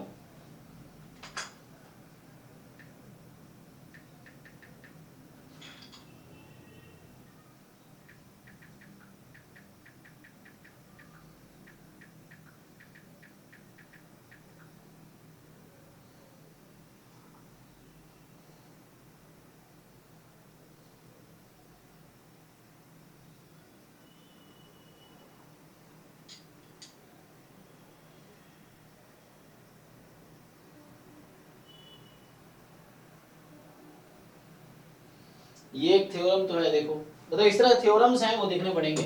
जैसे एक थ्योरम ये है, जैसे beta x plus Y plus one plus beta में X plus one comma Y, ये किसके इक्वल आता है, किसको आइडिया है?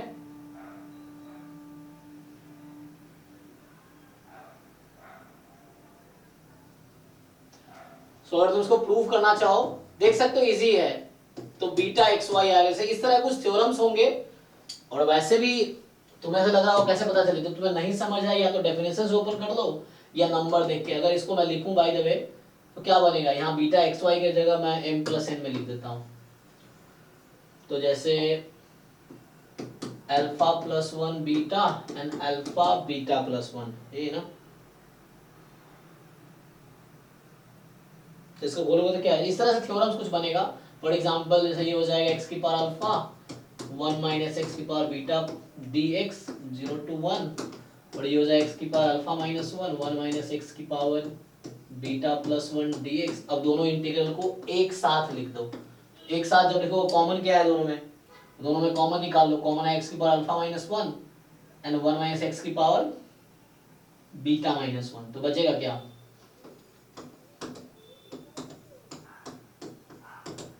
और कॉमन क्या बचेगा, यहाँ बचेगा x एक, और यहाँ बचा हुआ है 1 माइनस एक्स। तो बट ऐड कर रहा है, क्या लिखा मैंने, बीटा प्लस 1, तो ये बीटा बचेगा, तो x प्लस 1 माइनस एक्स, यही तो आ गया। तो इस तरह से कुछ थ्योरम बनेंगे, देखो। तो ये बीटा एम एन आ गया, मतलब बीटा अल्फा बीटा आ गया। तो ये जैसे एक फॉर्मूला इस तरह से बन गया, वैसे ही करके बनाना पड़ेगा तुम्हें। और तो ये कोई रिजल्ट है, या तुम याद रखो या प्रूव करो इस तरह से, अगर ट्रू आ रहा है तो।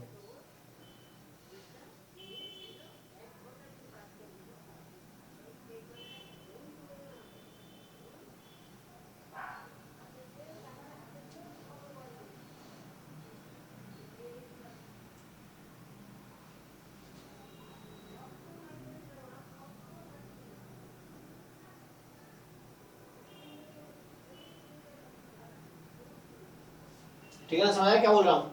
एक तो नंबर्स रख के कुछ नंबर्स लेके पहले एक्सपेरिमेंट करो, वेरीफाई करो, और अगर फिर भी ट्रू आ रहा है तो प्रूफ करने की कोशिश करना पड़ेगा। तो किसी बुक में प्रूफ मिलेगा या खुद से ट्राई करना पड़ेगा, ये है, बट प्रूफ टेक्स टाइम। तो पहले कुछ नंबर्स लेके जस्ट वेरीफाई करो कि ट्रू, अभी तो तुम्हें पता है ट्रू यहाँ पे लिखा है ना, लेकिन एग्जाम में पता चलेगा नहीं तुम्हें क्या है, ट्रू है फॉल्स है। तो इनिशियली हम क्या अप्रोच लेंगे, we will take few examples, x को 1, y को 1, n को 1, इस तरह से रख के चेक करो बोथ साइड ट्रू आ रहा है। अगर ट्रू आ रहा है तो ये नहीं ट्रू हो गया, एग्जांपल फॉल्स की गारंटी देता है, ट्रू की नहीं। तो ट्रू आ रहा है तुम्हें फिर कुछ इंट्यूशन लगाने पड़ेंगे या थ्योरम्स लगाने पड़ेंगे, रिजल्ट लगाना पड़ेगा या प्रूफ लिख के देखना पड़ेगा क्या ये सच में ट्रू, क्योंकि एग्जांपल्स ट्रू की गारंटी नहीं देता, फॉल्स की गारंटी देता है। कोई एग्जांपल मिल गया जिसमें दोनों साइड डिफरेंट आ रहा है तो मतलब इक्वल तो नहीं है, तो इसकी गारंटी है। तो इस तरह से है तो वो करके प्रूफ करके चेक करना पड़ेगा, बाकी ये है, बाकी तो रिजल्ट मतलब ये कहीं थ्योरम उठाए गए हैं, ये थ्योरम ही है जिसको बनाया गया है, क्वेश्चन बनाया है, तो प्रूफ लिखना पड़ेगा। नेक्स्ट क्या है 30 कौन सा था ये 33 है ना, प्रूफ लिखना पड़ेगा 30 40 सीधा। बाकी बीच में किसी का डाउट है तो बताओ। 40 जो है ये 35 ऑप्शन 35 डी, 35 क्या कह रहा है, x1 x2 xn be a sequence of IID random variable with mean 2 variance 4।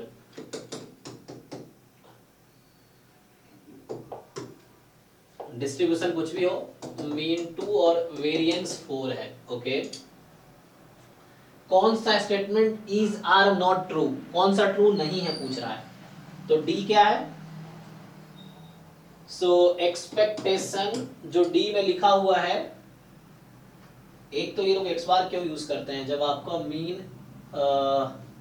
Sigma square known है तो ये क्या लिखा हुआ है एक्चुअली, ये एस स्क्वायर ही तो है, तो ई ऑफ एस स्क्वायर क्या होता है, सिग्मा स्क्वायर 4 है, तो ये तो मतलब ट्रू हो गया, ये कहना चाह रहा है ना। अच्छा for all n less then 2, ये लेस देन 2 क्यों लिख रहा है, जैसे n बराबर 1 के लिए क्या होगा, ओके देखो 1 पे होल्ड करेगा, ये फॉल्स है।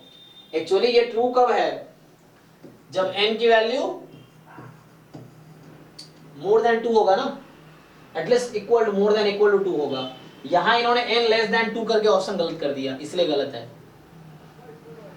क्योंकि n इज इक्वल टू 1 के लिए होल्ड नहीं करेगी, this will hold for n more than equal to 2, क्योंकि n को 1 रखेंगे तो ये नॉट डिफाइंड हो जाएगा, तो 4 नहीं आएगा। तो यहाँ इन्होंने बस थोड़े से यहाँ दिमाग लगाया, मतलब कि n लेस देन 2 है तो सैंपल साइज 1 हो गई, 1 से कम तो हो नहीं सकती, तो n बराबर 1 है और 1 पे ये डिफाइंड ही नहीं होगा, तो डिफाइंड नहीं होगा तो ये गलत है, इसीलिए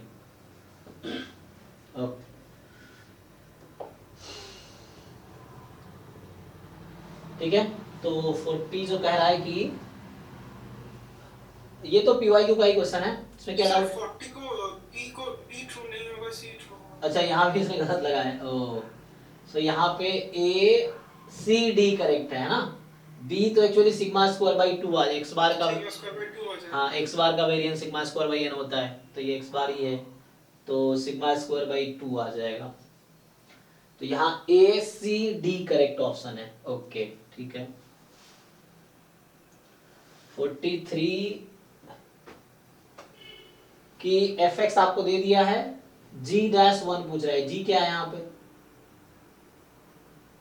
तो gx मिसिंग है, तो f-1 ही पूछ रहा होगा, f-1 क्या आता है, सेम आता है कि नहीं,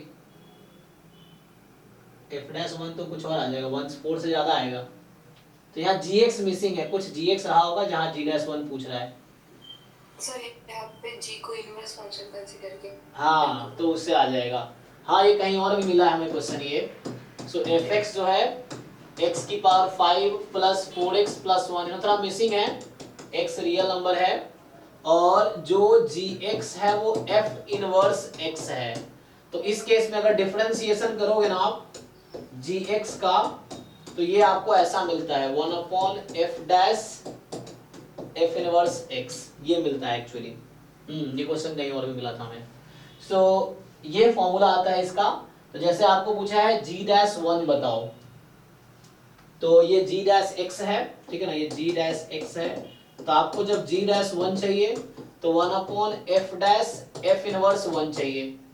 अब f इनवर्स 1 का मतलब है कि x की क्या वैल्यू रखेंगे ताकि fx 1 हो जाए, तो हमें चाहिए f इनवर्स 1, तो let's say it is t, तो ft बराबर 1। अब देखो x को क्या रखोगे तो 1 आ जाएगा। ये और डिग्री का पॉलिनोमियल है और ये स्ट्रिक्टली इंक्रीजिंग है, तो स्ट्रिक्टली इंक्रीजिंग फंक्शन 1 1 फंक्शन होता है। तो सिर्फ x की एक ही वैल्यू मिलेगी जहां पे फंक्शन की वैल्यू 1 आएगी, वो क्या है 0 है। तो यहाँ थोड़ा करेक्शन यही है। सो fx x को 0 रखोगे तो f0 जो आएगा ना, तो f inverse 1 is 0। Why? Because f0 is 1, so f0 is 1, तो f इनवर्स 1 इज 0, तो f इनवर्स 1 इज 0, तो 1 upon f dash 0 and 1 upon f dash 0, तो यहाँ से f डैश x निकाल लो, 5x4 प्लस 4, सो 1 अपॉन 0 रख देंगे तो 4 आ जाएगा, 1/4 0.25। तो इस क्वेश्चन में जो है ना, इस पे एग्जाम में भी क्वेश्चन आया इस कॉन्सेप्ट पे, तो ये आपको फॉर्मूला याद रखना पड़ेगा कि this is the formula of inverse function. f inverse x का डिफरेंशिएशन करते हैं तो ये आता है f dash f inverse x, इसका डिफरेंशिएशन प्रूफ कैसे आता है, f of f inverse x बराबर x, डिफरेंशिएट करोगे आ जाएगा। सो ये होगा, तो यहाँ मिसिंग है gx is f inverse x, तो इसने लिखना भूल गया, मुझे लगता है लिखना चाहिए ना, बीच में लाइन होगा कि g is the inverse function of f, then g dash 1 बताओ।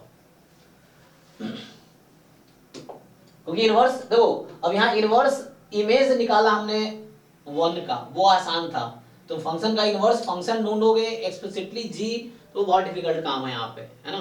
तो हमें जरूरत भी नहीं है उसकी, g इनवर्स x एक्सप्लिसिटली निकालने की जरूरत नहीं है, हमें जस्ट ये जानने की जरूरत है कि x की किस वैल्यू पे fx 1 होगा, ये यहाँ पे है, इस क्वेश्चन की जरूरत इतना ही है।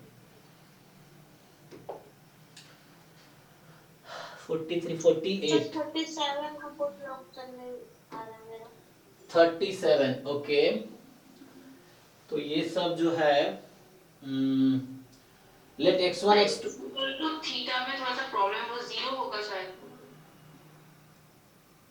ओके हाँ देखते हैं क्या कहना चाह रहा है। x1 x2 रैंडम सैंपल है, pmf दे रखा है, x बराबर थीटा x बराबर 1, नहीं वो 0 ही होगा। हाँ यहाँ x बराबर 0 है, 0 1 है एक्चुअली, ठीक है ना, x equal to 0 x equal to 1, ये बर्नौली है मतलब, तो आप चेक कर लो हो जाएगा। मेरे लिए यही दिक्कत है, x इक्वल टू 0 है यहाँ पे।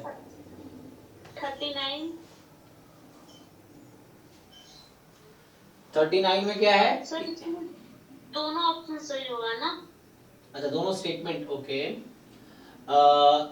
x का पीडीएफ है 1 + x 1 - x, so the random variable are defined u is x, v is x square, तो कोवेरिएंस x और x स्क्वायर के बीच का 0 आएगा, मतलब करके देखना पड़ेगा, और कोवेरिएंस 0 है तो गारंटी देता है इंडिपेंडेंट होने की,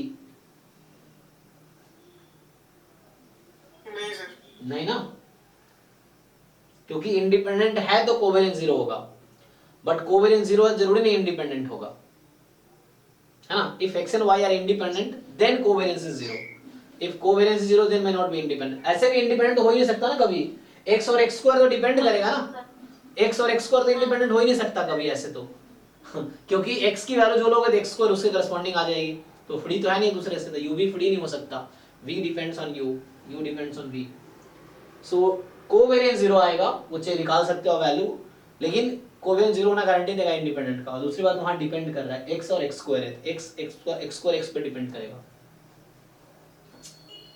ओके अब कौन सा रह गया, 43 पे चले, 3 40 हो गया, 48 कि सपोज x इज अ, हाँ 42 ओके। 42 कह रहा है कि sum of the first 9 term of the series, निकालिए इसमें क्या दिक्कत है, फर्स्ट 9 टर्म जस्ट कैलकुलेशन करवा रहा था, आपको ये फॉर्मूला पता है ना तुम लोगों को, 1 to n, और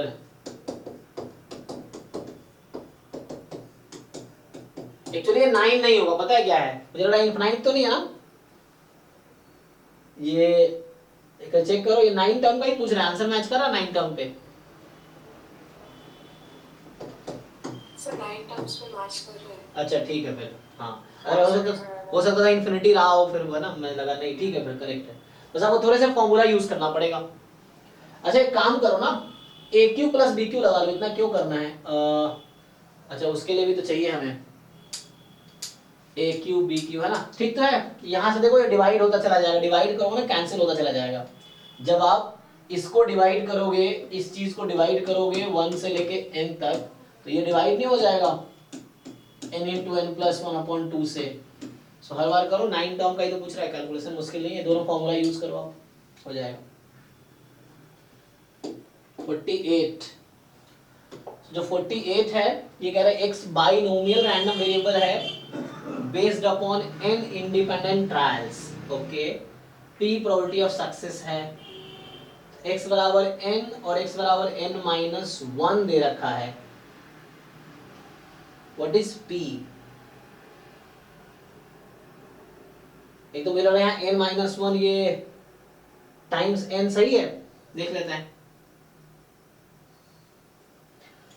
तो बाइनोमियल में x बराबर n, x अगर बाइनोमियल n है तो ये होता है x बराबर n की जो प्रोबेबिलिटी आती है n सक्सेस है p की पावर n,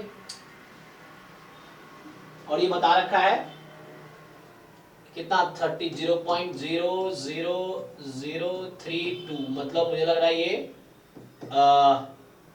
0.2 की पावर 5 है। चेक करो 2 की पावर 5 कितना होता है, तो ना हाँ, तो 0.2 की पावर 5 है यहां से, और x बराबर n माइनस 1, सो ये होता है n टाइम, चेक करो क्या होगा, n चूज n माइनस 1, तो n माइनस 1 टाइम सक्सेस है और एक बार फेलियर है, और ये बता रखा है 0.00128n, तो पहला n n काट दो, तो p की power n minus 1 into 1 minus p 0.00128 हो गई। अब यहां से अगर आप ठीक से सिंप्लीफाई करो, सो p की power n minus 1 minus p की पावर n 0.00128, तो यहां से p की पावर n तो पहले से ही पता है आपको, सो p की पावर n माइनस 1 आ गई, ये 128 है, हटाओ जी, ऐड करना पड़ेगा, अच्छा ऐड करना है, तो 00128 00032, 5 डिजिट वहां भी 5 डिजिट वहां भी है, तो 00150 और 2 10, चेक करना 126, ओके, 8 2 10 तो 16, तो ठीक तो है ये, तो ये हो गया 0 पॉइंट, तो ये आपका आ गया 0.2 की पावर 4, तो इजीली कंपेरेबल है। अब तो p की पावर n माइनस 1 0.2 की पावर 4 है, p की पावर n 0.2 की पावर 5 है, तो इजीली कंपेयर कर सकते हैं हम लोग डायरेक्टली। तो यहां से समझ आया कि n की वैल्यू 5 है और p की वैल्यू 0.2 है, हो गया। तो यहाँ ये देना पड़ेगा इसको लार्ज करके,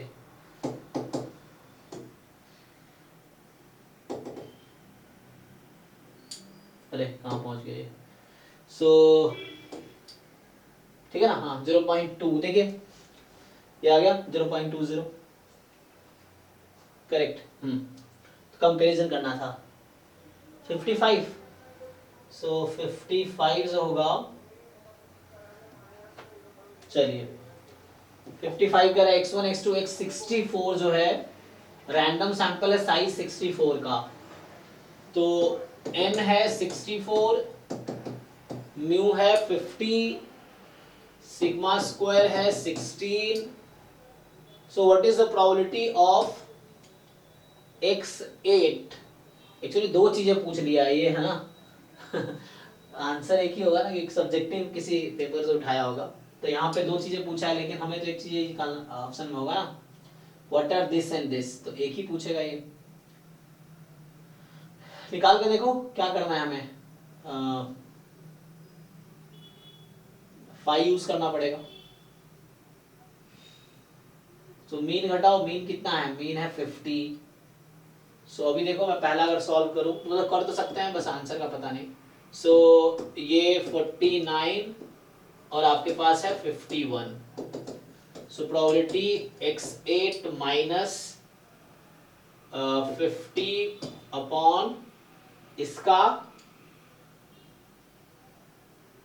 स्टैंडर्ड डेविएशन 4, तो कितना हो जाएगा -1/4 1/4 है ना जी। तो ये हो जाएगा, सो -1/4 से 1/4 दोनों इक्वल रहेगा। सो 2 टाइम 5 4 कर दो, कितना आएगा 1 माइनस, सो मतलब चलो पहले तो ये हो गया 5 ऑफ 1/4 माइनस 5 ऑफ -1/4, तो ये आ जाएगा 2 टाइम 5 ऑफ 1/4 -1। इसका तो ये आ जाएगा, तो इसके लिए 5 0.25 इसको देना चाहिए, या पेपर में दिया होगा। अभी घर पे अगर आप चाहो तो टेबल यूज कर सकते हो, या गूगल कर दो, टेबल मिल जाता है ना ऑनलाइन डायरेक्टली। एग्जाम में कोई टेंशन नहीं लेना, वहाँ दिया होगा जो इन्फॉर्मेशन आएगी। तो यहाँ पे अभी तत्काल आप क्या करो, 5 1.4 0.25 टेबल से देख लो या ऑनलाइन देख लो, तो उससे मिल जाएगा, पुट कर लेंगे। और इसका भी ऐसे ही निकल जाएगा। बस अब पता नहीं किसका आंसर है, देखो एक बारी, वो एक हटाना पड़ेगा, इसमें से 2 चीज पूछ लिया है ना सर। इसलिए प्रॉब्लम हो रहा था, दोनों दे दिए। हाँ, तो देखो दोनों का अलग अलग आंसर, अभी सीखने के लिए दोनों का अलग अलग निकाल के देखो, एक का होगा तो एक हटा दूंगा, बताओ कौन सा है, तो वो हट जाएगा इसमें से। ये है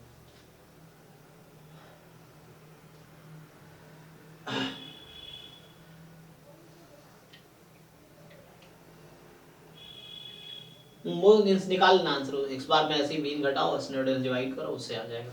देखना किसका आंसर है वो देखना पड़ेगा तुम्हें, दूसरे को ऐसे ही आ जाएगा वो भी सेम तरीके से। अब कौन सा रह गया, किसी का रह गया डाउट बताओ इसमें, फुल लेंथ 9 में सर 44। 44 ओके। सर एक क्वेश्चन में टैन था, वो उसमें डाउट है सर। अरे 1 बाय 1 जब कोई पूछ रहा है तो पहले उसको बोल लेने दो, उसका जब हो जाए तब पूछना। ये नहीं कि एक साथ 10 क्वेश्चन एक साथ थोड़ी सॉल्व कर पाऊंगा मैं। जब किसी ने पहले बोल दिया तो थोड़ा पेशेंस रखो ना, फिर जब उसका हो जाए तो पूछना आप।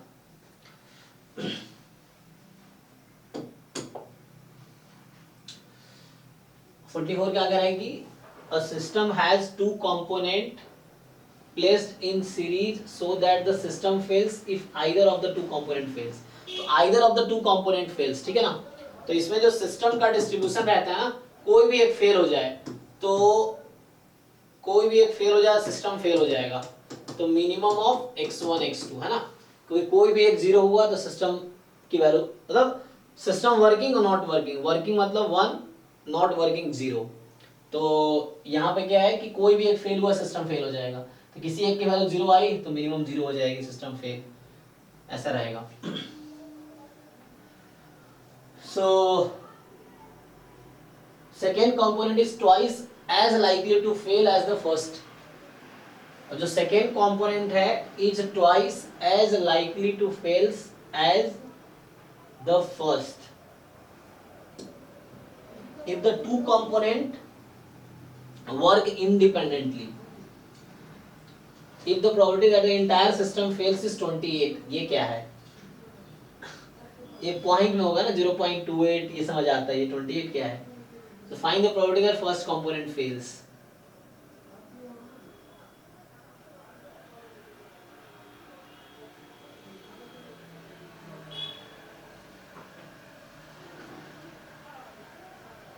देखिए तो यहाँ पे क्या है,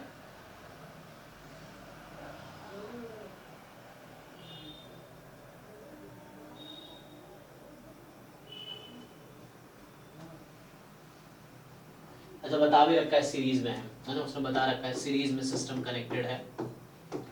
तो सीरीज में कनेक्टेड है, second component twice as likely to fail as first. तो इसका मतलब है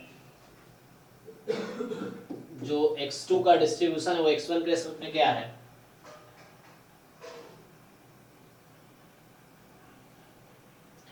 discrete to be continuous if the probability that the entire system fails।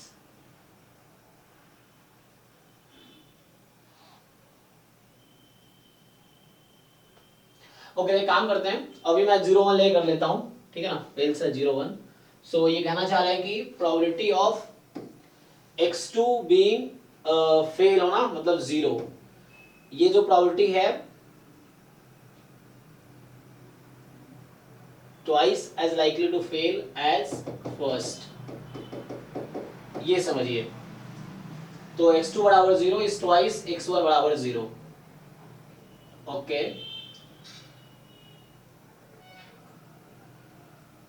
तो यहां से क्या करना है आपको, अब आपको सम करना होगा और मुझे बता रखा है कि सिस्टम फेल्स, तो ये 28 तो नहीं होगा, 0.28 कर देता हूं। तो probability minimum of x1 x2 जो है,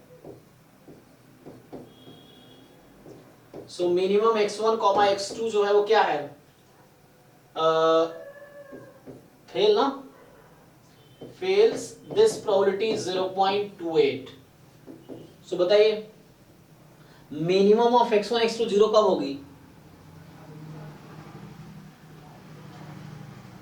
कोई एक 0 तभी ना, तो इसका मतलब उल्टा कर दो। सो 1 minus minimum of x1 x2 is 1, this is 0.28। अब ये दोनों 1 कब होगी, मतलब मिनिमम ऑफ x1 x2 1 कब होगी? both one. तो यहां से आ जाएगा 1 minus probability maximum x1 x2 का 1 है ना, तो x1 x2 का मैक्सिमम 1, तो बोथ हैज टू बी 1, तभी मैक्सिमम 1 है। एक भी 0 होगा 0 आ जाएगा। तो x1 is 1 and x2 is 1। Identically distributed नहीं है, उसने बताया कि प्रोबेबिलिटी जो है वैसा है, ठीक है। तो दिस इज 0.28।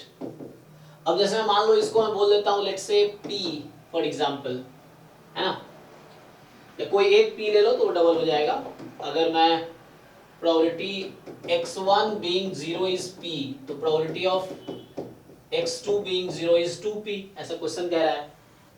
तो 1 माइनस इसको अब मुझे चाहिए, तो x1 1 का मतलब 1 माइनस x1 0, सो 1 माइनस p, ये 1 माइनस 2p 0.28। तो क्या यहां से p निकलेगा? Yes, sir. इसको मल्टीप्लाई करेंगे कुछ बनेगा, तो p की वैल्यू यहां से आएगी। अब p अगर आ गई तो मुझे पूछा क्या है, तो मुझसे पूछा है कि क्या प्रोबेबिलिटी है फर्स्ट कंपोनेंट फेल्स, p पूछ रहा है, p की वैल्यू चाहिए मुझे। जरा सॉल्व कर देखिए, p 0.10 आएगा, डायरेक्टली पुट करके देखते हैं सेटिस्फाई कर रहा है क्या। 0.10 इसने लिखा है, तो 1 माइनस 0.90 इंटू 0.80, जरा इसको सॉल्व कीजिए। 9872, 1 माइनस 0.72, 28 आएगा, सेटिस्फाई कर रहा है, ठीक है। तो ये वैल्यू सेटिस्फाई कर रही है, यहाँ सॉल्व करेंगे आप, you will get p as 0.10, क्योंकि ये इसको सेटिस्फाई कर रही है।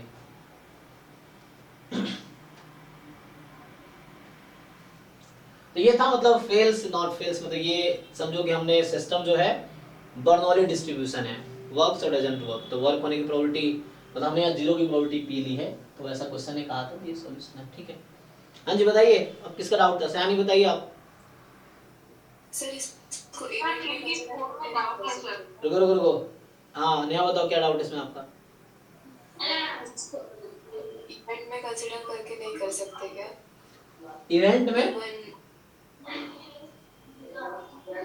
मतलब probability of P1 union P2.28 से क्या तो नहीं, तो E1 यूनियन E2 क्यों लेंगे आप, आपको समझना पड़ेगा सिस्टम और कंपोनेंट में क्या रिलेशन है। तो यहां जो सीरीज सिस्टम का जो रूल होता है ना, सीरीज सिस्टम का रूल क्या, आपको ये समझना पड़ेगा कि if both are working only then system are working, तो ये सिर्फ फॉलो करेगा t बराबर मिनिमम x1 x2, तो ये रूल है सीरीज सिस्टम का, ठीक है ना। आगे जाके एक पर्टिकुलर लेके भी आंसर आया था, हाँ यूनियन लेके भी आंसर आया था, क्योंकि सर एटलीस्ट बोला है ना इसमें। हाँ वो कर सकते हैं, वैसा बोल रहा हूँ, अगर वैसा करते हैं आप तो उसके लिए मुझे देखना पड़ेगा क्या क्या लेना पड़ेगा। तो मिनिमम को हम तो मिनिमम मतलब either of them is working है ना, सिस्टम फेल, अरे यहाँ लिख तो रखा है system fails if either of the two component fails, जब ऊपर लिखा ही है, तो आंसर तो वही आएगा फिर भी।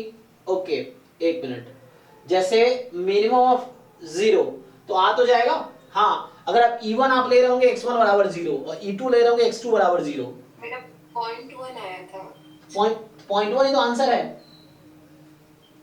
सर 0.2 आया था। अच्छा 0.2 आया था, नहीं नहीं आंसर तब भी वही आएगा। फिर 0.1 ही आया था। देखिए x1 बराबर, आप ये समझ रहे हैं x1 बराबर 0 और x2 बराबर 0, यही ना।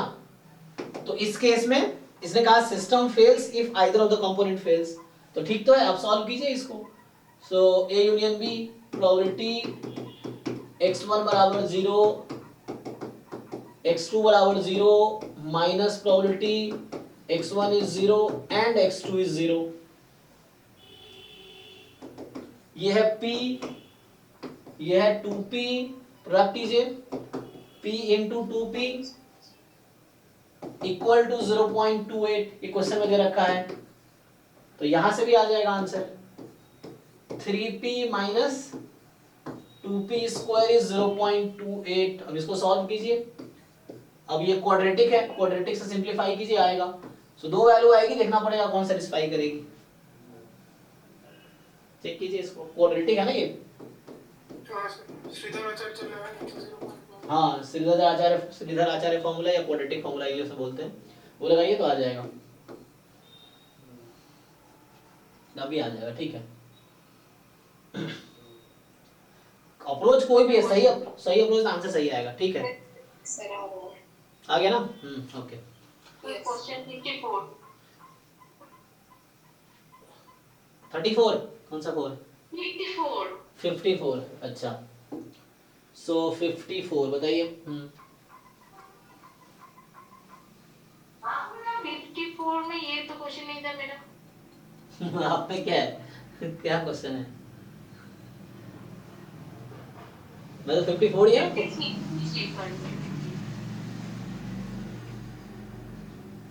हाँ, पर ये मतलब ये सर क्वेश्चन में थोड़ा सा प्रॉब्लम है लगता है। मतलब हाँ सर, एक 1/n आएगा तो सही हो जाएगा। अच्छा, तो यहाँ पे जो है limit n tends to infinity summation sine, ये है 1 2 3 k pi by n। n यहाँ जो है 1 से, अभी तक k की वैल्यू 1 से n था। ओके, तो आप ये कह रहे हैं यहाँ 1/n होगा, तो क्वेश्चन डायरेक्टली इंटीग्रेशन बन जाएगा, है ना? हाँ सर, 0 to 1। साइन बहुत कॉम्प्लिकेटेड फॉर्म आ रहा है। kx 0 to 1 कहाँ कॉम्प्लिकेटेड आ रहा है? नहीं, n के ना होने से मतलब बहुत ज्यादा नहीं n होगा, वो मिस हो गया, वो सर टाइटल वो में। sin πx होगा। हाँ, एक मिनट। हाँ, वहाँ पर और भी प्रॉब्लम है। हाँ भाई, एक तो k हमने लिया x, तो पाई x dx। हाँ, अब हो जाएगा, अब सॉल्व कीजिए, यहाँ से इंटीग्रेट कर लीजिए। तो यहाँ 1/n मिस हो गया है, ओके, तो उससे डायरेक्टली आ जाएगा। सॉल्व नहीं करना है, ठीक है ना? 1/n हो जाएगा तो आ जाएगा।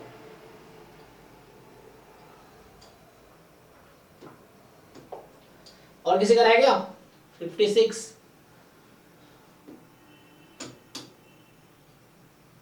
इसमें क्या है? x1 x2 x3 IID uniform 0 1 है, तो इजी तो है, आप लोग जानते होंगे।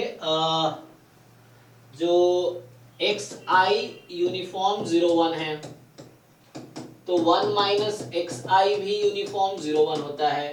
So minus log 1 minus xi exponential 1 होगा, और यहाँ उसका समेशन है, तो summation of minus 1 minus log xi i from 1 to n, ये एक्सपोनेंशियल n हो गया, तो रेट n है। रेट n मीन है, अच्छा यहाँ लिखना पड़ेगा। सो सम में क्या होता है? रेट ऐड होता है ना? ओके, नहीं सॉरी, यहाँ मैं क्या लिख रहा हूँ, ये मेरी गलती है ना? मैं एक्सपोनेंट, वो मिनिमम होता है ना, मिनिमम जो होता है एक्सपोनेंशियल का, वो जाके रेट ऐड करते हैं, तो सम कर रहे हैं। तो क्या आएगा गामा? गामा में क्या आएगा? सम ऑफ एक्सपोनेंशियल n1। हाँ, तब तो हो गया, ठीक है। So this is t। तो यही तो पूछ रहा है क्वेश्चन। क्वेश्चन में है limit n tends to infinity probability t more than equal to n, ठीक है? t more than equal to n। So ये t का डिस्ट्रीब्यूशन है, तो क्या करेंगे? मीन घटाइए, तो ये मोर देन 0 हो गया, तो z मोर देन 0 हाफ, ठीक तो है? Directly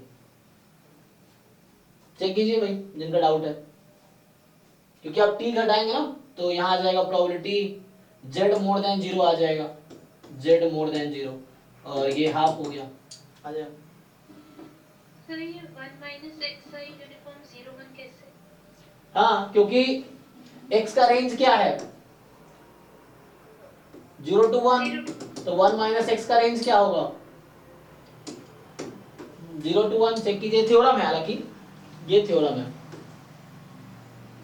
okay sir. चेक कर सकते, ट्रांसफॉर्मेशन का फॉर्मूला चेक कर सकते हैं, डायरेक्टली आ जाएगा।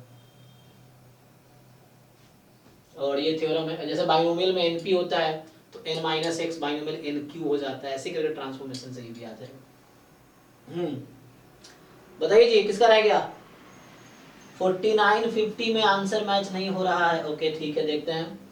तो 49 जो है यहां आपसे पूछा हुआ है कि एक्स वाई डिस्क्रीट है। अच्छा, तो एक टेबल बना लो। सो लेट्स से x इधर y इधर, तो x की वैल्यू यहाँ लिखता हूँ मैं 1 2 4 और y है 2 4 8। सो ये जॉइंट पीडीएफ है, वैल्यू पुट कर लो यहाँ पे, तो वैल्यू उसके अकॉर्डिंग है ना रख लेंगे आप। x less than equal to y है तो ऐसा है, x लेस देन y है तो ऐसा है, ठीक है। तो 1 तो छोटा ही है सबसे। ओके देखो ध्यान से, तो यहाँ पहले ज्वाइंट पीएफ लिख देता हूं मैं। तो 1 2, इसने बोला x less than equal to y, तो 1 less than equal to y है, सही बात है। तो 1 2, x को 1 y को 2, तो 2 बाई 24 इस तरह लिख लेंगे ना, x1 y4 4 by 24, x1 y8 8 by 24। ऐसे ही 2 पे x को 2 रखते हैं, तो 2 लेस देन इक्वल टू 2 है, चलेगा। सो 2 बाई 48, 2 लेस देन 4 भी है, 4 बाई 48 8 बाई 48। x को 4 रखेंगे तो 4 लेस देन इक्वल टू 2 है क्या, नहीं, तो ये 0 हो जाएगा। तो है ना, इसने कहा है x less than equal to y होना चाहिए तब ये पीएमएफ, अदरवाइज 0 है। तो ये अदरवाइज में जाएगा, यहाँ x मोर देन y है इसलिए अदरवाइज में जाएगा। तो यहाँ आएगा 4/24 इंटू 4 कितना होता है जी 48 का डबल 96, तो 24 इंटू 4 96 हो गया। यहाँ 8/96, तो ये कुछ ज्वाइंट पीएमएफ आ गया। अब आप ये ज्वाइंट पीएमएफ है एक्स वाई का। अब आपसे पूछ रहा है कि क्या प्रोबेबिलिटी है कि x प्लस वाई बाई 5 नहीं y by 2 less than equal to 5 आएगा। तो आप देखिए फेवरेबल आउटकम कौन सा है ना, तो हमें फेवरेबल आउटकम ढूंढना पड़ेगा। तो x जब 1 है और y जब 2 है तो या वो ले ले कॉम्प्लीमेंट, हाँ क्योंकि 1 वाले आएंगे, कैसे भी कर लो।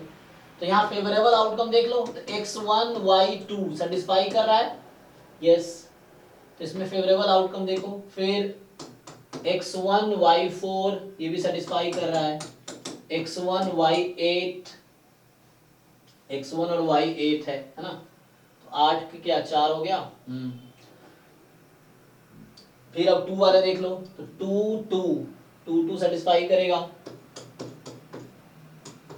2 4 सेटिस्फाई करेगा है ना, 2 8 तो 2 8 में सेटिस्फाई नहीं करेगा ना, तो ये हट गया। 3 वाला, अब 4 वाला 4 2 तो 4 तो इसे लिखने की जरूरत भी नहीं है, ऐसा तो 0 ही है, लिखने की जरूरत है नहीं। 4 2 ठीक है ना, 4 2 इसमें 0 ही पीएमएफ है, 4 4 आएगा नहीं, तो ये फेवरेबल आउटकम है, इसको हटा दो, इसकी जरूरत नहीं, 0 है मास।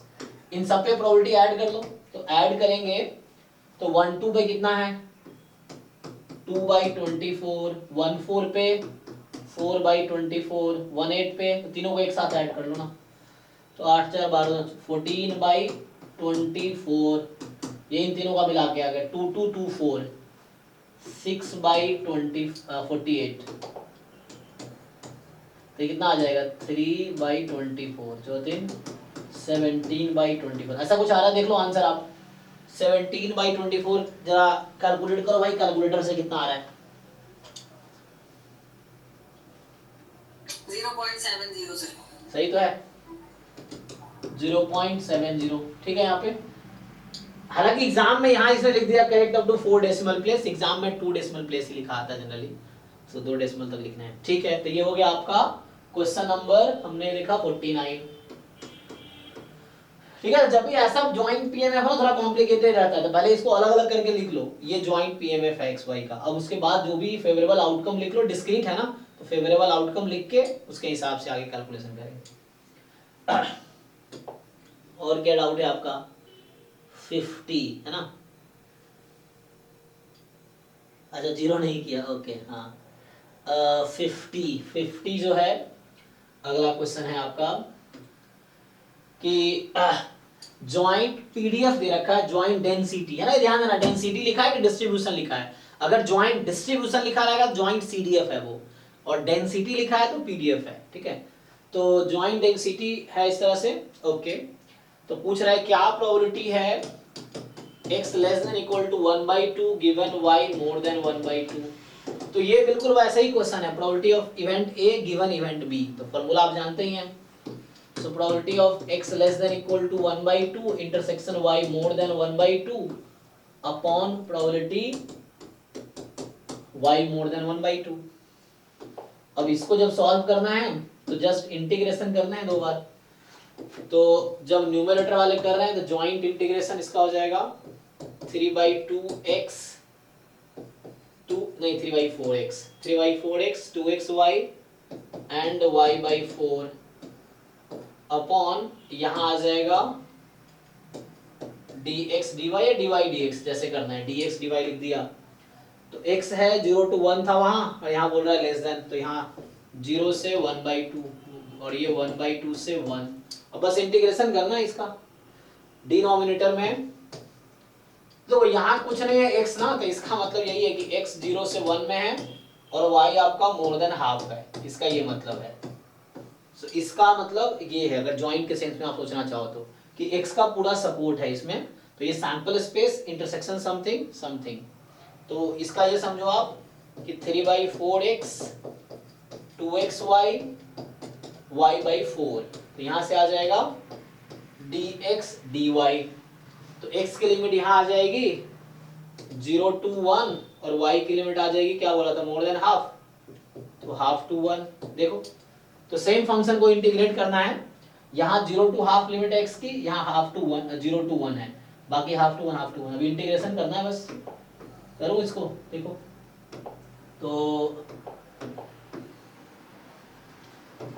तो यहाँ से आ जाएगा आपके पास, ठीक है, देख लो। तो x का सेपरेट इंटीग्रेट कर लो पहले। So 3/4 x का x²/2 2x का x² time y/4 as it is x। इसमें x की लिमिट है 0 to half. Same thing denominator में होगा 3/4 x²/2 फिर x² y/4 टाइम x, और यहाँ x है 0 to 1। अब जो भी आएगा उसका इंटीग्रेशन y के रेस्पेक्ट में होगा हाफ टू 1 में, हाफ टू 1 में, ठीक है। अब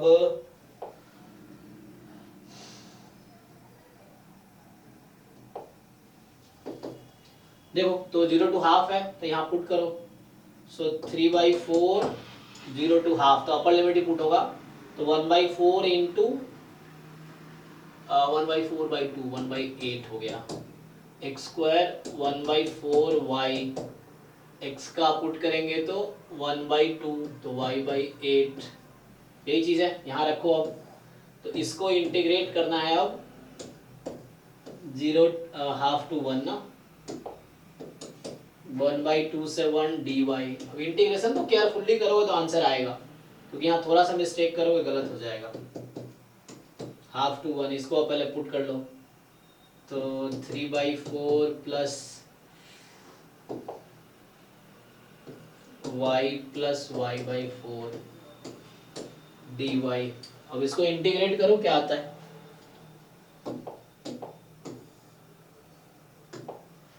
सो अब क्या करना है, हमें y के रेस्पेक्ट में इंटीग्रेट करने हैं। 3/48 ये हो गया y 1/4 y²/2 y²/16, लिमिट है हाफ टू 1। अब इसको इंटीग्रेट करो ठीक से, ठीक है ना। अगर इंटीग्रेट ठीक करो आपका आंसर यही आएगा। अगर यही नहीं आएगा तो यहाँ गलत है, फिर हमने कुछ गलत किया है। तो कैलकुलेशन है जस्ट इसमें, एग्जाम में भी ऐसी केयरफुली कैलकुलेशन करना पड़ेगा तुम्हें। यहाँ 3/4y फिर y² 2 प्लस y² 8 हो जाएगा ये, ठीक है।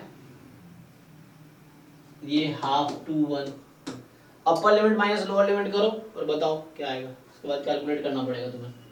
अगर ऐसे ही किया है तो आंसर सही आना चाहिए, बाकी लोगों ने किए होंगे।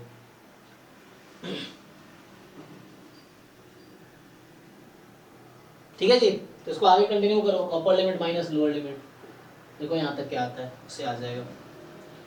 ओके जी, तो आज हमने, तो चलो एक क्लास में ये हो गया। पिछले मॉक टेस्ट 7 मॉक टेस्ट 8 में 2 क्लासेस लगे थे। आई थिंक ये थोड़ा इजी पेपर था इसीलिए। तो मॉक टेस्ट 10 का डिस्कशन होगा कल। तो मॉक टेस्ट 10 गेट का था, उसको स्किप कर देना। तो मॉक टेस्ट 10 जो हुआ था वो गेट के लिए था, तो उसमें कुछ जैम के भी क्वेश्चंस होंगे, लेकिन फिर एक्स्ट्रा जैम का भी सिलेबस है उसमें। तो मॉक टेस्ट 10 को भी स्किप करो, जैम वाले लोग, गेट वाले लोग अटेम्प्ट करो।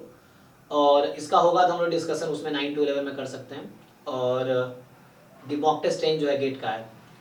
मॉक टेस्ट 11 जो है जैम के लिए है, तो वो हम लोग कल करेंगे। कल 7 to 9 में मॉक टेस्ट क्या है 11। अच्छा देखो, अगर डाउट 6 to 7 में लोगों का डाउट कम रहते हैं तो वो डाउट हम लोग 6 to 7 में भी देख, अगर आगे ऐसे नहीं होगा 6 to 9 कर दूंगा फिर मैं डिस्कशन क्लास। मतलब मॉक टेस्ट का डिस्कशन 6 to 9 कर देंगे, क्योंकि डाउट उठा है ना, लोगों को आते हैं, क्योंकि लोग अपना बिजी हैं अपने में। लेकिन मॉक टेस्ट जरूर सॉल्व करो। तैयारी जितनी करनी थी हो गया तैयारी, तुम तैयारी करते रहोगे तो पूरा एग्जाम आ जाएगा, कुछ नहीं होगा। अब मॉक टेस्ट सॉल्व करो, पीवाईक्यू कर ही लिए होंगे ज़्यादातर लोगों ने, नहीं किए तो सॉल्व करो साथ में पीवाईक्यू मॉक टेस्ट। तैयारी वाली छोड़ दो, जो चीज़ें कम लग रही है उसको पढ़ना। अब ऐसे नहीं कि भी टॉपिक ही पढ़ रहे हैं, अब जो जितना पढ़ लिए उतना ठीक है। अब से टेस्ट दो, पीवाईक्यू सॉल्व करो, उसके थ्रू देखो जहाँ दिक्कत है वो टॉपिक जाकर पढ़ सकते हो कि उसमें क्या है, पढ़ के फिर दोबारा सॉल्व करो। मतलब सीखते रहो सीखते रहो सीखते रहो, यही करके हो जाएगा। ठीक है, तो अब ये स्टॉप करते हैं, गेट की क्लास होगी। तो चलिए, thank you, good night. Mock test 11 solve कर लेना, कल मॉक टेस्ट 11 का डिस्कशन होगा, फुल लेंथ टेस्ट 11।